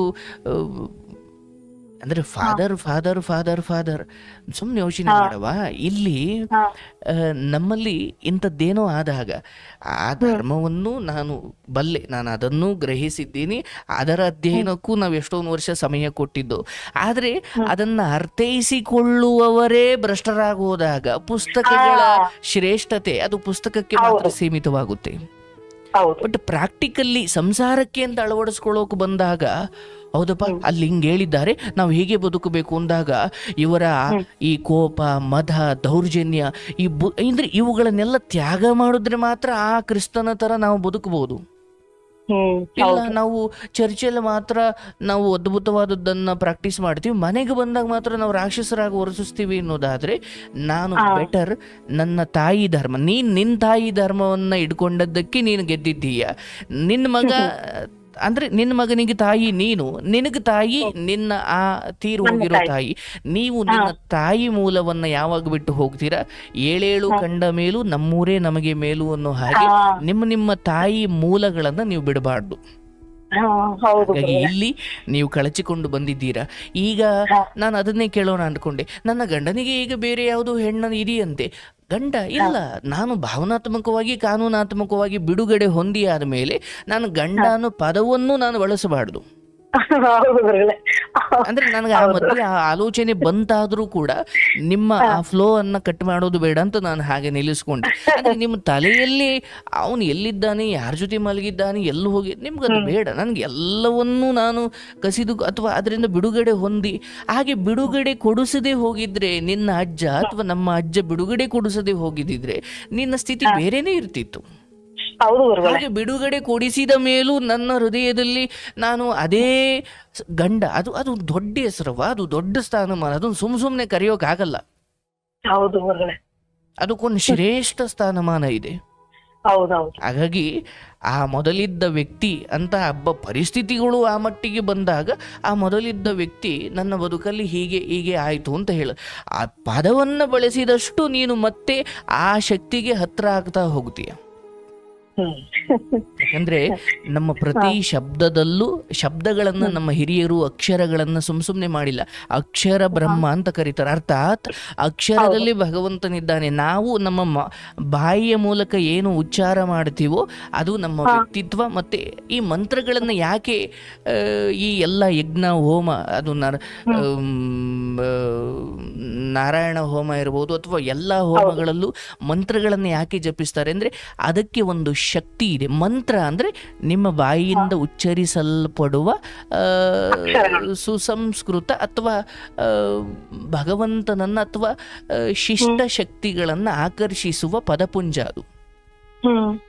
ಆದ್ರೆ ನಮ್ಮ ಬಾಯಿಂದ ಮಂತ್ರ ಅಂದ್ರೆ ಸಂಸ್ಕೃತದ ಮಂತ್ರನೇ ಅಂತ ಅಲ್ಲ, ಎಲ್ಲರಿಗೂ ಒಳ್ಳೇದಲ್ಲಿ ಸರ್ವೇ ಜನೋ ಸುಖಿನೋ ಭವಂತು ಅಂದ್ರೆ ಎಲ್ಲರಿಗೂ ಒಳ್ಳೇದಾಗ್ಲಿ ಅನ್ನೋದು ಒಂದು ಮಂತ್ರವೇ. ಮಗು ನೋಡಪ್ಪ, ನೀನು ಕೆಟ್ಟವ್ರ ಸವಾಸಕ್ಕೆ ಹೋಗ್ಬೇಡಪ್ಪ, ತಂದೆ ತಾಯಿನ ಚೆನ್ನಾಗಿ ನೋಡ್ಕೋ ಅಂದ್ರೆ ನನ್ನ ಬಾಯಿಂದ ಬರೋ ಎಲ್ಲ ಒಳ್ಳೆಯದು ಮಂತ್ರವೇ ಆಗಿದೆ. ಅದಕ್ಕೆ ಸಂಸ್ಕೃತನೇ ಕಲಿಬೇಕು ಅಂತ ಏನಿಲ್ಲ. ಹಾಗಾಗಿ ನನ್ನ ಬಾಯಿಂದ ಏನು ಪದಗಳು ಆಚೆ ಬರ್ತಿದ್ದಾವೆ, ನಾನು ಗೊತ್ತಿದ್ದೋ ಗೊತ್ತಿಲ್ಲದೆಯೋ ಅದೇ ಕಡೆ ಹೊರಳ್ತಾ ಹೋಗ್ತೀನಿ. ಅಂದ್ರೆ ಮಂತ್ರಗಳಿಗೆ ಮಳೆಯನ್ನೇ ತರಿಸುವ ಶಕ್ತಿ, ಅಂದ್ರೆ ವರುಣನನ್ನ ಆಕರ್ಷಿಸುವ ಶಕ್ತಿ ಇದೆ. ಅದಕ್ಕೆ ನಮ್ಮ ಮಹಾಭಾರತದಲ್ಲಿ ಈ ಹಾವುಗಳನ್ನ ಕೊಲ್ಲಲಿಕ್ಕೆ ಅಂತ ಅಂದ್ರೆ ಈ ಅರ್ಜುನನ ಮಗ ಅಭಿಮನ್ಯುನ ಮಗ ಪರೀಕ್ಷಿತನ ಮಗ ಅಂದ್ರೆ ಪರೀಕ್ಷಿತ ರಾಜನನ್ನ ಒಂದು ಹಾವು ಕಚ್ಚಿ ಕೊಂದುಬಿಟ್ಟಿರುತ್ತೆ. ಆ ಪರೀಕ್ಷಿತನ ಮಗನಿಗೆ ಇದು ಗೊತ್ತಾಗುತ್ತೆ, ಓಹೋ ನನ್ನ ತಂದೆಯನ್ನ ಹಾವು ಕಚ್ಚಿ ಸಾಯಿಸಿದ್ದ, ಹಾಗಾದ್ರೆ ಆ ಹಾವುಗಳನ್ನೇ ಈ ಜಗತ್ತಲ್ಲಿ ಒಂದು ಹಾವು ಇರಬಾರ್ದು, ನಾನು ಹಾಗೆ ಮಾಡ್ತೀನಿ ಅಂತ ಆ ಪರೀಕ್ಷಿತ ರಾಜನ ಮಗ ಒಂದು ದೊಡ್ಡ ಯಜ್ಞವನ್ನ ಮಾಡ್ಲಿಕ್ಕೆ ಶುರು ಮಾಡಿಬಿಡ್ತಾನೆ. ಎಲ್ಲ ಪುರೋಹಿತ ಬ್ರಾಹ್ಮಣರನ್ನ ಅಥವಾ ವಿದ್ವಾಂಸರನ್ನ ಜ್ಞಾನಿಗಳನ್ನ ಕರೆಸಿ ಅವರು ಮಂತ್ರವನ್ನ ಹೇಳ್ತಾ ಇದ್ರೆ ಅದು ದೊಡ್ಡ ಎಕ್ರಾನ್ ಗಟ್ಲೆ ಹೋಮ ಕುಂಡ, ಆ ಕುಂಡದೊಳಗಡೆ ಎಲ್ಲ ಹಾವುಗಳು, ಜಗತ್ತಿನಲ್ಲಿರೋ ಎಲ್ಲ ಹಾವುಗಳು ಬಂದು ಬಂದು ಬಂದು ಆ ಬೆಂಕಿ ಒಳಗಡೆ ಬೀಳ್ತಿದ್ವಂತೆ. ಅಂದ್ರೆ ಹಾಗೆ ನನ್ನ ತಂದೆಯನ್ನ ಕೊಂದ ಆ ಹಾವು, ಆ ಹಾವಿನ ಯಾವ ಒಂದು ವಂಶವೂ ಕೂಡ ಈ ಲೋಕದಲ್ಲಿ ಇರಬಾರ್ದು ಅನ್ನೋ ಕಾರಣಕ್ಕೆ ಆ ಸಮಯದಲ್ಲಿ ಹಾವುಗಳೆಲ್ಲ ಈ ಯಜ್ಞಕುಂಡದಲ್ಲಿ ಬಂದು ಬೀಳಲಿ ಅಂದ್ರೆ ಹಾಗೆ ಸ್ವಾಹ ಅಂದಾಗಲೆಲ್ಲ ಎಲ್ಲೆಲ್ಲಿದ್ದ ಹಾವುಗಳೆಲ್ಲ ಆ ಮಂತ್ರದ ಶಕ್ತಿಗೆ ಒಳಪಟ್ಟು ಅದಕ್ಕೆ ಒಂದು ಹಾವು ಹೋಗಿ ಇಂದ್ರನನ್ನ ಕಚ್ಕೊಂಡಿತ್ತಂತೆ. ಅಯ್ಯೋ ನನ್ನನ್ನೆಲ್ಲ ಕೊಲ್ತಾ ಇದ್ದಾರೆ, ನನ್ನನ್ನು ಕಾಪಾಡಪ್ಪ ಅಂತ. ನಾನು ಕಾಪಾಡ್ತೀನಿ, ಡೋಂಟ್ ವರಿ ಅಂತ ಇಂದ್ರ ಬಾತ್ ಕೊಟ್ಟಿರ್ತಾನೆ. ಆದ್ರೆ ಈ ಮಂತ್ರಗಳು ಯಾವ ರೇಂಜಿಗೆ ಕೆಲಸ ಮಾಡ್ತವೆ ಅಂದ್ರೆ ಇಂದ್ರ ಅಂದ್ರೆ ಇನ್ನೊಂದೇ ಒಂದು ಹಾವಿದೆ, ಅದರಿಂದ ಮತ್ತೆ ಆ ಹಾವಿನ ಕುಲ ಬೆಳೆಯುತ್ತೆ. ಹಾಗಾಗಿ ಆ ಇಂದ್ರನನ್ನು ಸೇರಿಸಿ ಕರೀರಿ, ಆ ಇಂದ್ರನೂ ಬಂದಿದ್ರೊಳಗೆ ಬೀಳ್ಲಿ, ಇಲ್ಲಾಂದ್ರೆ ಆ ಹಾವಿಗೆ ಆಶ್ರಯ ಕೊಟ್ಟ ಇಂದ್ರನು ಬಂದು ಯಜ್ಞಕುಂಡದೊಳಗಡೆ ಬೀಳ್ಲಿ ಅಂತ ರಾಜ ಆಜ್ಞೆ ಕೊಟ್ಟುಬಿಡ್ತಾನೆ.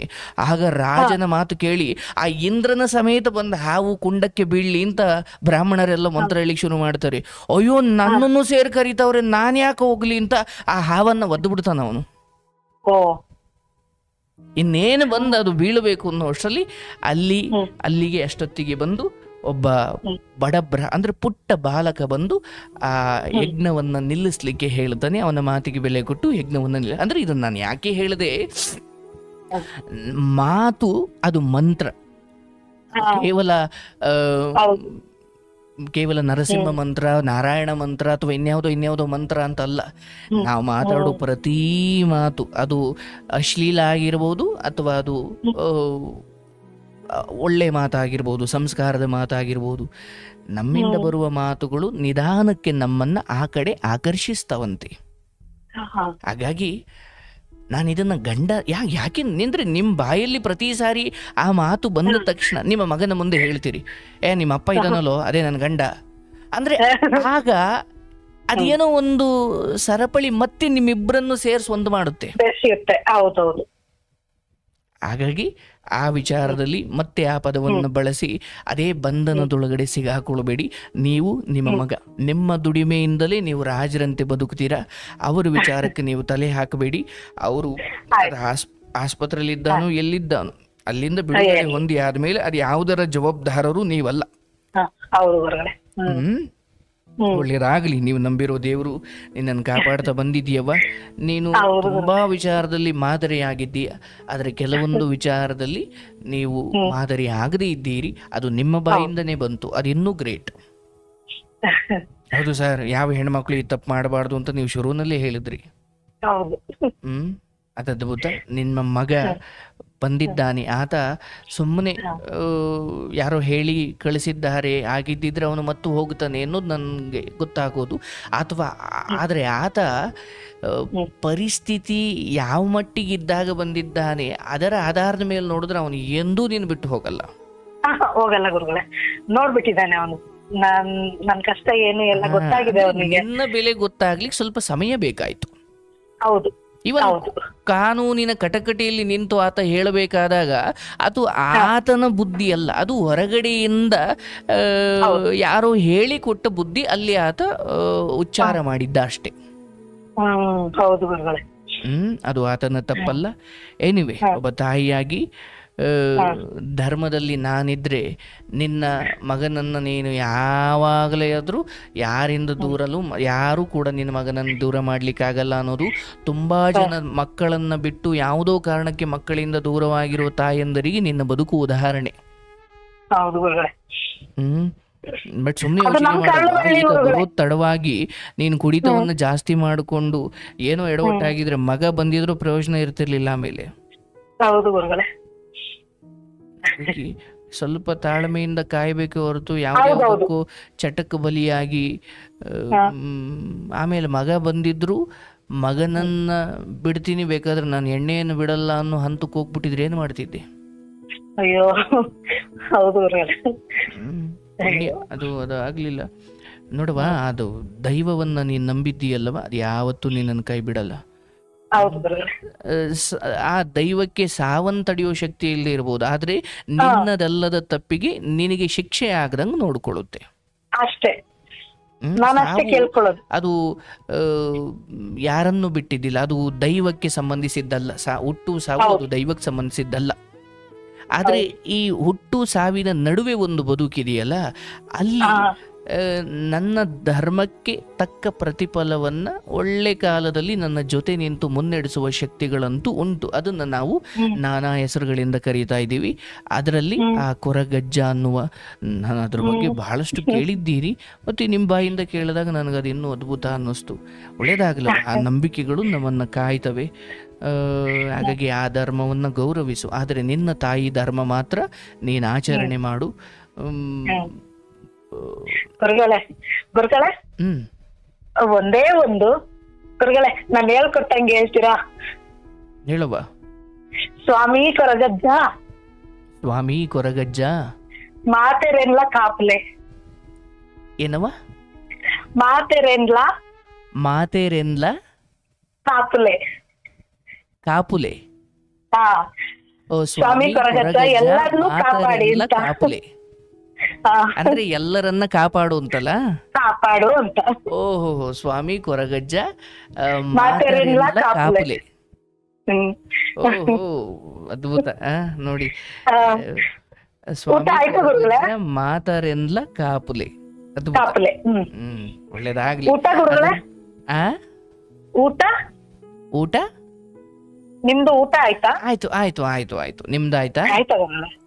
ಇನ್ನ ಇಲ್ಲ, ನಾನ್ ಇವತ್ತು ಆಟ ಮಾಡಿ ಕೂತಿದ್ದೀನಿ. ನಾನ್ ನೋಡ್ಬೇಕು, ಇವತ್ತು ಟ್ರೈ ಮಾಡ್ಬೇಕು ಅಂತ. ಹೌದು ಹೌದು. ಗುರುಗಳ ಅಮ್ಮನ ಕೇಳ್ದೆ ಅಂತ ಹೇಳಿ. ಖಂಡಿತ ಒಮ್ಮೆ ಯಾವಾಗಾದ್ರೂ ನಿಮ್ ಮಗನನ್ನ ಬರ್ತೀನಿ ಗುರುಗಳೇ, ನಾನ್ ಬರ್ಲೇಬೇಕು. ನನ್ ಮಗನ್ ಕರ್ಕೊಂಡ್ ನಾನ್ ಬರ್ತೀನಿ.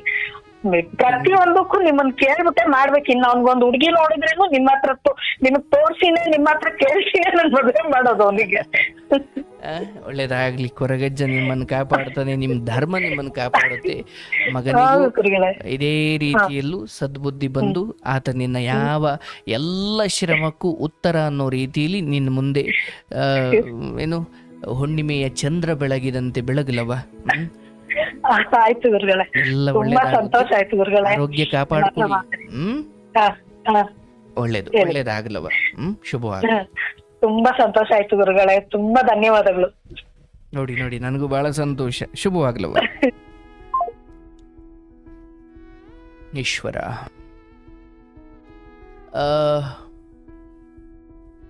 ನಮಗೆ ನೋಡಿ, ಯಾವುದೋ ಒಂದು 15-16ನೇ ವಯಸ್ಸಿನಲ್ಲಿ ಈ ಹಾರ್ಮೋನ್ಸ್ ವ್ಯತ್ಯಾಸದಿಂದಲೂ ಅಥವಾ ವಯೋ ಸಹಜವಾಗಿ ಒಂದು ಪ್ರೀತಿ ಮುಟ್ಟುತ್ತೆ. ಯಾಕಂದರೆ ನಾವೊಂದು ಸಿನಿಮಾ, ಸೀರಿಯಲ್ ಅಥವಾ ಸ್ಟೇಟಸ್ ವಿಡಿಯೋಗಳು ಈ ಎಲ್ಲದರಿಂದಲೂ ಪ್ರೇರೇಪಿತರಾಗಿರ್ತಾರೆ. ಇವತ್ತು ಫೋನ್ ತೆಗೆದ್ರೆ ಚಿಕ್ಕ ಚಿಕ್ಕ ಹುಡುಗರೆಲ್ಲ ಗಂಡ ಹೆಂಡತಿ ಥರ ಡ್ಯಾನ್ಸ್ ಮಾಡಲಿಕ್ಕೆ ಶುರು ಮಾಡಿದ್ದಾರೆ. ಇವೆಲ್ಲ ಮನಸ್ಸಿನ ಮೇಲೆ ಹೇಗೆ ಪ್ರಭಾವ ಬೀರುತ್ತೆ ಅನ್ನೋದು. ಈಗ ಅವರು ಅಯ್ಯೋ ಅದನ್ನು ಕಲೆ ಅಂದುಕೊಳ್ಳಿ ಅಂತ ಹೇಳ್ತಾರೆ. ಮಾಡೋರ್ಗೇನೋ ಅದೊಂದು ಕಲೆ, ನೋಡೋರ್ ಕತೆ ಹೇಳು. ತಂದೆ ತಾಯಿ ಇಲ್ದಾಗ ಫೋನ್ ತಗೊಂಡು ಮಕ್ಕಳು ನೋಡ್ತಾ ಇರ್ತಾರೆ. ಓ, ಇದು ಕಲೆಯಾಗಿ ನೋಡಬೇಕು, ಇದೊಂದೊಂದು ಆರ್ಟ್ ಆಗಿ ನೋಡಬೇಕು ಅಂತ ಅವ್ರಿಗೇನು ಗೊತ್ತಾಗುತ್ತಾ?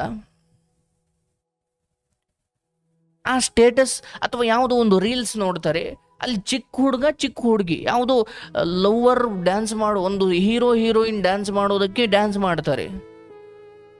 ಅವ್ರು ಅದನ್ನು ಕಲೆಯಾಗಿ ನೋಡ್ರಪ್ಪ, ಚಿಕ್ಕ ಮಕ್ಕಳು ಇದೇನ್ರಿ ಹಿಂಗೆ ಅಂತ ಹೇಳಬೇಡಿ, ಕಲೆಯಾಗಿ ನೋಡಿ ಅಂತೀರ. ಬಟ್ ಇಲ್ಲಿ ಯಾವುದೋ ಮಕ್ಕಳು ಅದನ್ನು ಬೇರೆ ರೀತಿ ತಗೊಂಡು ಅವ್ರ ಕ್ಲಾಸ್ಮೇಟ್ನೆಲ್ಲ ಲವ್ ಮಾಡ್ಲಿಕ್ಕೆ ಶುರು ಮಾಡ್ತಾರೆ, ಏನೇನೋ ಕನಸು ಕಾಣ್ಲಿಕ್ಕೆ ಶುರು ಮಾಡ್ತಾರೆ. ಕಲೆಯಾಗಿ ತೋರಿಸ್ಬೇಕು, ಅದಕ್ಕೊಂದು ಬೇರೆ ಸ್ಟೇಜ್ಗಳಿರ್ತವೆ. ಅದನ್ನು ನೀವು ಸಾಮಾನ್ಯವಾಗಿ ರೀಲ್ಸ್ ಮಾಡಿ ಪಬ್ಲಿಕ್ಕಲ್ಲಿ ಹಂಗೆ ಕಲೆಯಾಗಿ ನೋಡಿ ಅಂದರೆ ಜೀವನದಲ್ಲಿ ಅಳಿಸಲಾಗದ ಕಲೆಗಳ ಮಾಡಿಬಿಡುತ್ತೆ ತುಂಬ ಜನರ ಜೀವನದಲ್ಲಿ. ಕಲೆಯಾಗಿದ್ದರೆ ಚಂದ, ಅದು ಅಳಿಸಲಾರದ ಕಲೆಯಾಗಿ ಉಳ್ಕೊಳ್ಬಾರ್ದು ಮನುಷ್ಯನ ಜೀವನದಲ್ಲಿ. ಈಗ 15-16ರಲ್ಲಿ ಯಾರನ್ನೋ ಇಷ್ಟಪಟ್ಟು ಬಿಡ್ತಾರೆ. ಅದಕ್ಕೆ ನಾನಾ ಕಾರಣಗಳು. ಎಲ್ಲೋ ಸಿನಿಮಾದಲ್ಲಿ ನೋಡಿರ್ತಾರೆ, ಸೀರಿಯಲಲ್ಲಿ ನೋಡಿರ್ತಾರೆ. ಆ ಸ್ಮೈಲ್ಗಳು ಪ್ರೀತಿ ಹುಟ್ಟಿಸಿರ್ತವೆ. ಅವರವರೇ ಏನೇನೋ ನಿರ್ಧಾರ ಮಾಡಿಬಿಡ್ತಾರೆ. ಆಮೇಲೆ ಒಬ್ಬೊಬ್ರನ್ನ ಕರ್ಕೊಂಡು ಒಬ್ಬೊಬ್ರು ಹೊಂಟೋಗ್ತಾರೆ. ಈಗ ಈಕೆ ಬದುಕು ನೋಡುದ್ರಲ್ಲ. ಈಗ ನಾನು ಇಸ್ಲಾಂ ಧರ್ಮ ಅದೊಂದು ಅದ್ಭುತ. ಆದರೆ ಅವರು ಪಾಲಿಸೋದೆಷ್ಟು ನೋಡಿದ್ರಲ್ಲ ಕಥೆಯ. ನಮ್ಮಲ್ಲೇನು ದುಷ್ಟರಿಲ್ಲ ಅಂತ ಇಲ್ಲ, ನಮ್ಮಲ್ಲೂ ಇದ್ದಾರೆ, ಎಲ್ಲದರಲ್ಲೂ ಇದ್ದಾರೆ. ಇವ್ರಾಗಿದ್ದಾರೆ, ಇವ್ರಾಗಿಲ್ಲ, ಏನಿಲ್ಲ. ಮನುಷ್ಯರಾಗಿ. ಸರಿ, ನೀವು ಹೆದರಿಸಿ ಬೆದರಿಸಿ ಮದುವೆ ಆದ್ರಲ್ಲ, ಅಥವಾ ಒಪ್ಕೊಂಡು ಮದುವೆ ಆದ್ರಲ್ಲ, ಅದೇ ರೀತಿ ಬಾಳಿಸ್ಬೇಕಲ್ಲ. ನೀವು ಹಾಗೆ ಮಾಡೋದ್ರಿಂದ ಧರ್ಮಗಳಿಗೆ ಕೆಟ್ಟ ಹೆಸರು. ಈಗ ಸರಿ, ನನ್ನ ಬಾಯಿಂದಲೇ ಬಂತು, ಬಿಡವ ಆ ಧರ್ಮ ಬಿಟ್ಬಿಟ್ಟು ನಿನ್ನ ತಾಯಿ ಧರ್ಮ ನೀನು ಪಾಲನೆ ಮಾಡವ ಅಂತ ಹೇಳಿದೆ. ಯಾಕೆ ಹೇಳಿದೆ? ನೀವು ಚೆನ್ನಾಗಿ ಬದುಕಿದ್ರೆ ಆ ವಿಚಾರನೇ ಇಲ್ಲಿ ಬರ್ತಿರ್ಲಿಲ್ಲ. ಒಬ್ಬ ವ್ಯಕ್ತಿ ಯಾವುದನ್ನ ಪಾಲನೆ ಮಾಡ್ತಿದ್ದಾನೆ ಆ ವ್ಯಕ್ತಿ ಕೆಟ್ಟರೆ ಅವನ ಸಿದ್ಧಾಂತವೂ ಕೆಡುತು ಅಂತಲೇ ಅರ್ಥ. ಸಿದ್ಧಾಂತ ಕೆಟ್ಟಿರ್ಲಿಕ್ಕಿಲ್ಲ, ಬಟ್ ಜಗತ್ತಿ ಕಾಣುವುದು ಹಾಗೆ. ಯಾರೋ ಒಬ್ಬ ಹಿಂದೂ ಧರ್ಮವನ್ನು ಕಟ್ಟುನಿಟ್ಟಾಗಿ ಪಾಲನೆ ಮಾಡ್ತಿದ್ದ, ಬಟ್ ಅವನು ಯಾವುದೋ ಕೆಟ್ಟ ಕೆಲಸದಲ್ಲಿ ಸಿಗಾಕೊಂಡ ಅಥವಾ ತೊಡಕೊಂಡ. ಇವನೇ ಇಂಥವನು, ಇವನು ಪಾಲನೆ ಮಾಡೋ ಧರ್ಮ ಎಂಥದ್ದು, ಅದರಿಂದ ಧರ್ಮಕ್ಕೂ ಕೆಟ್ಟ ಹೆಸರು. ವಾಸ್ತವವಾಗಿ ಧರ್ಮ ಕೆಟ್ಟಿರ್ಲಿಕ್ಕಿಲ್ಲ, ಆದರೆ ಧರ್ಮದ ಜೊತೆ ಗುರುತಿಸಿಕೊಂಡ ಕಾರಣಕ್ಕಾಗಿ ಇವನು ಕೆಟ್ಟರೆ ಧರ್ಮದ ಮೇಲೂ ಕಳಂಕ. ಮುಸ್ಲಿಂ ಧರ್ಮ ಭಯೋತ್ಪಾದನೆ ಮಾಡಿಕೊಡು ಅಂತ ಹೇಳುತ್ತಾ ಗೊತ್ತಿಲ್ಲ. ನಾನು ಓದಿಲ್ಲದೆ ಇರೋ ಜಾಗದಲ್ಲಿ ಹೇಳಿದ್ದೋ ಏನೋ. ಅಂದರೆ ಮಾತಿದೆಯಲ್ಲ, ಜಗತ್ತಿನ ಎಲ್ಲ ಮುಸ್ಲಿಮರು ಉಗ್ರಗಾಮಿಗಳಲ್ಲ, ಆದರೆ ಎಲ್ಲ ಉಗ್ರಗಾಮಿಗಳು ಮುಸ್ಲಿಮರೇ ಆಗಿರ್ತಾರೆ ಅಂತ ಯಾಕೆ ಬಂತು? ಇಸ್ಲಾಂ ಅದೆಂಥ ಅದ್ಭುತವಾದಂತಹ ಮನುಷ್ಯತ್ವವನ್ನು, ಅದು ನೈತಿಕತೆ ಮತ್ತು ಸಜ್ಜನಿಕೆಯನ್ನು ಬೋಧಿಸುವುದು ಧರ್ಮ ಅದು. ಬಟ್ ಇಲ್ಲಿ ಕೆಲವು ವ್ಯಕ್ತಿಗಳು ಮಾಡೋ ಎಡವಟ್ಟುಗಳಿಂದ ಆ ಧರ್ಮವನ್ನು ಕಂಡ್ರೆ ಆಗಲ್ಲ ಅನ್ನೋ ಮಟ್ಟಿಗೆ ತಂದಿಕ್ಬಿಟ್ಟಿದ್ದಾರೆ. ಹಾಗಾಗಿ ನಾನಿಲ್ಲಿ ಯಾವುದೇ ಧರ್ಮವನ್ನು, ಎಲ್ಲ ಧರ್ಮದಲ್ಲೂ ಶ್ರೇಷ್ಠತೆಗಳಿದ್ದಾವೆ, ಒಂದಷ್ಟು ಬೇಡದೇ ಇರೋ ನಿಕೃಷ್ಟ ವಿಚಾರಗಳು ಇದ್ದಾವೆ, ಬೇಕಿರೋದನ್ನು ತಗೊಳ್ಳೋಣ. ಆದರೆ ನಾವು ನಮ್ಮ ಧರ್ಮಗಳನ್ನು ಬಿಡಬಾರ್ದು. ಧರ್ಮ ಅದು ಎತ್ತರದಲ್ಲಿರೋದು, ಅದರ ನೇರಕ್ಕೆ ನಾವು ಹೋಗಬೇಕು, ನಾವು ತಲುಪಬೇಕು. ನಮ್ಮ ವ್ಯಕ್ತಿತ್ವದಿಂದ ಧರ್ಮವನ್ನು ಹಿಡಿಬೇಕು.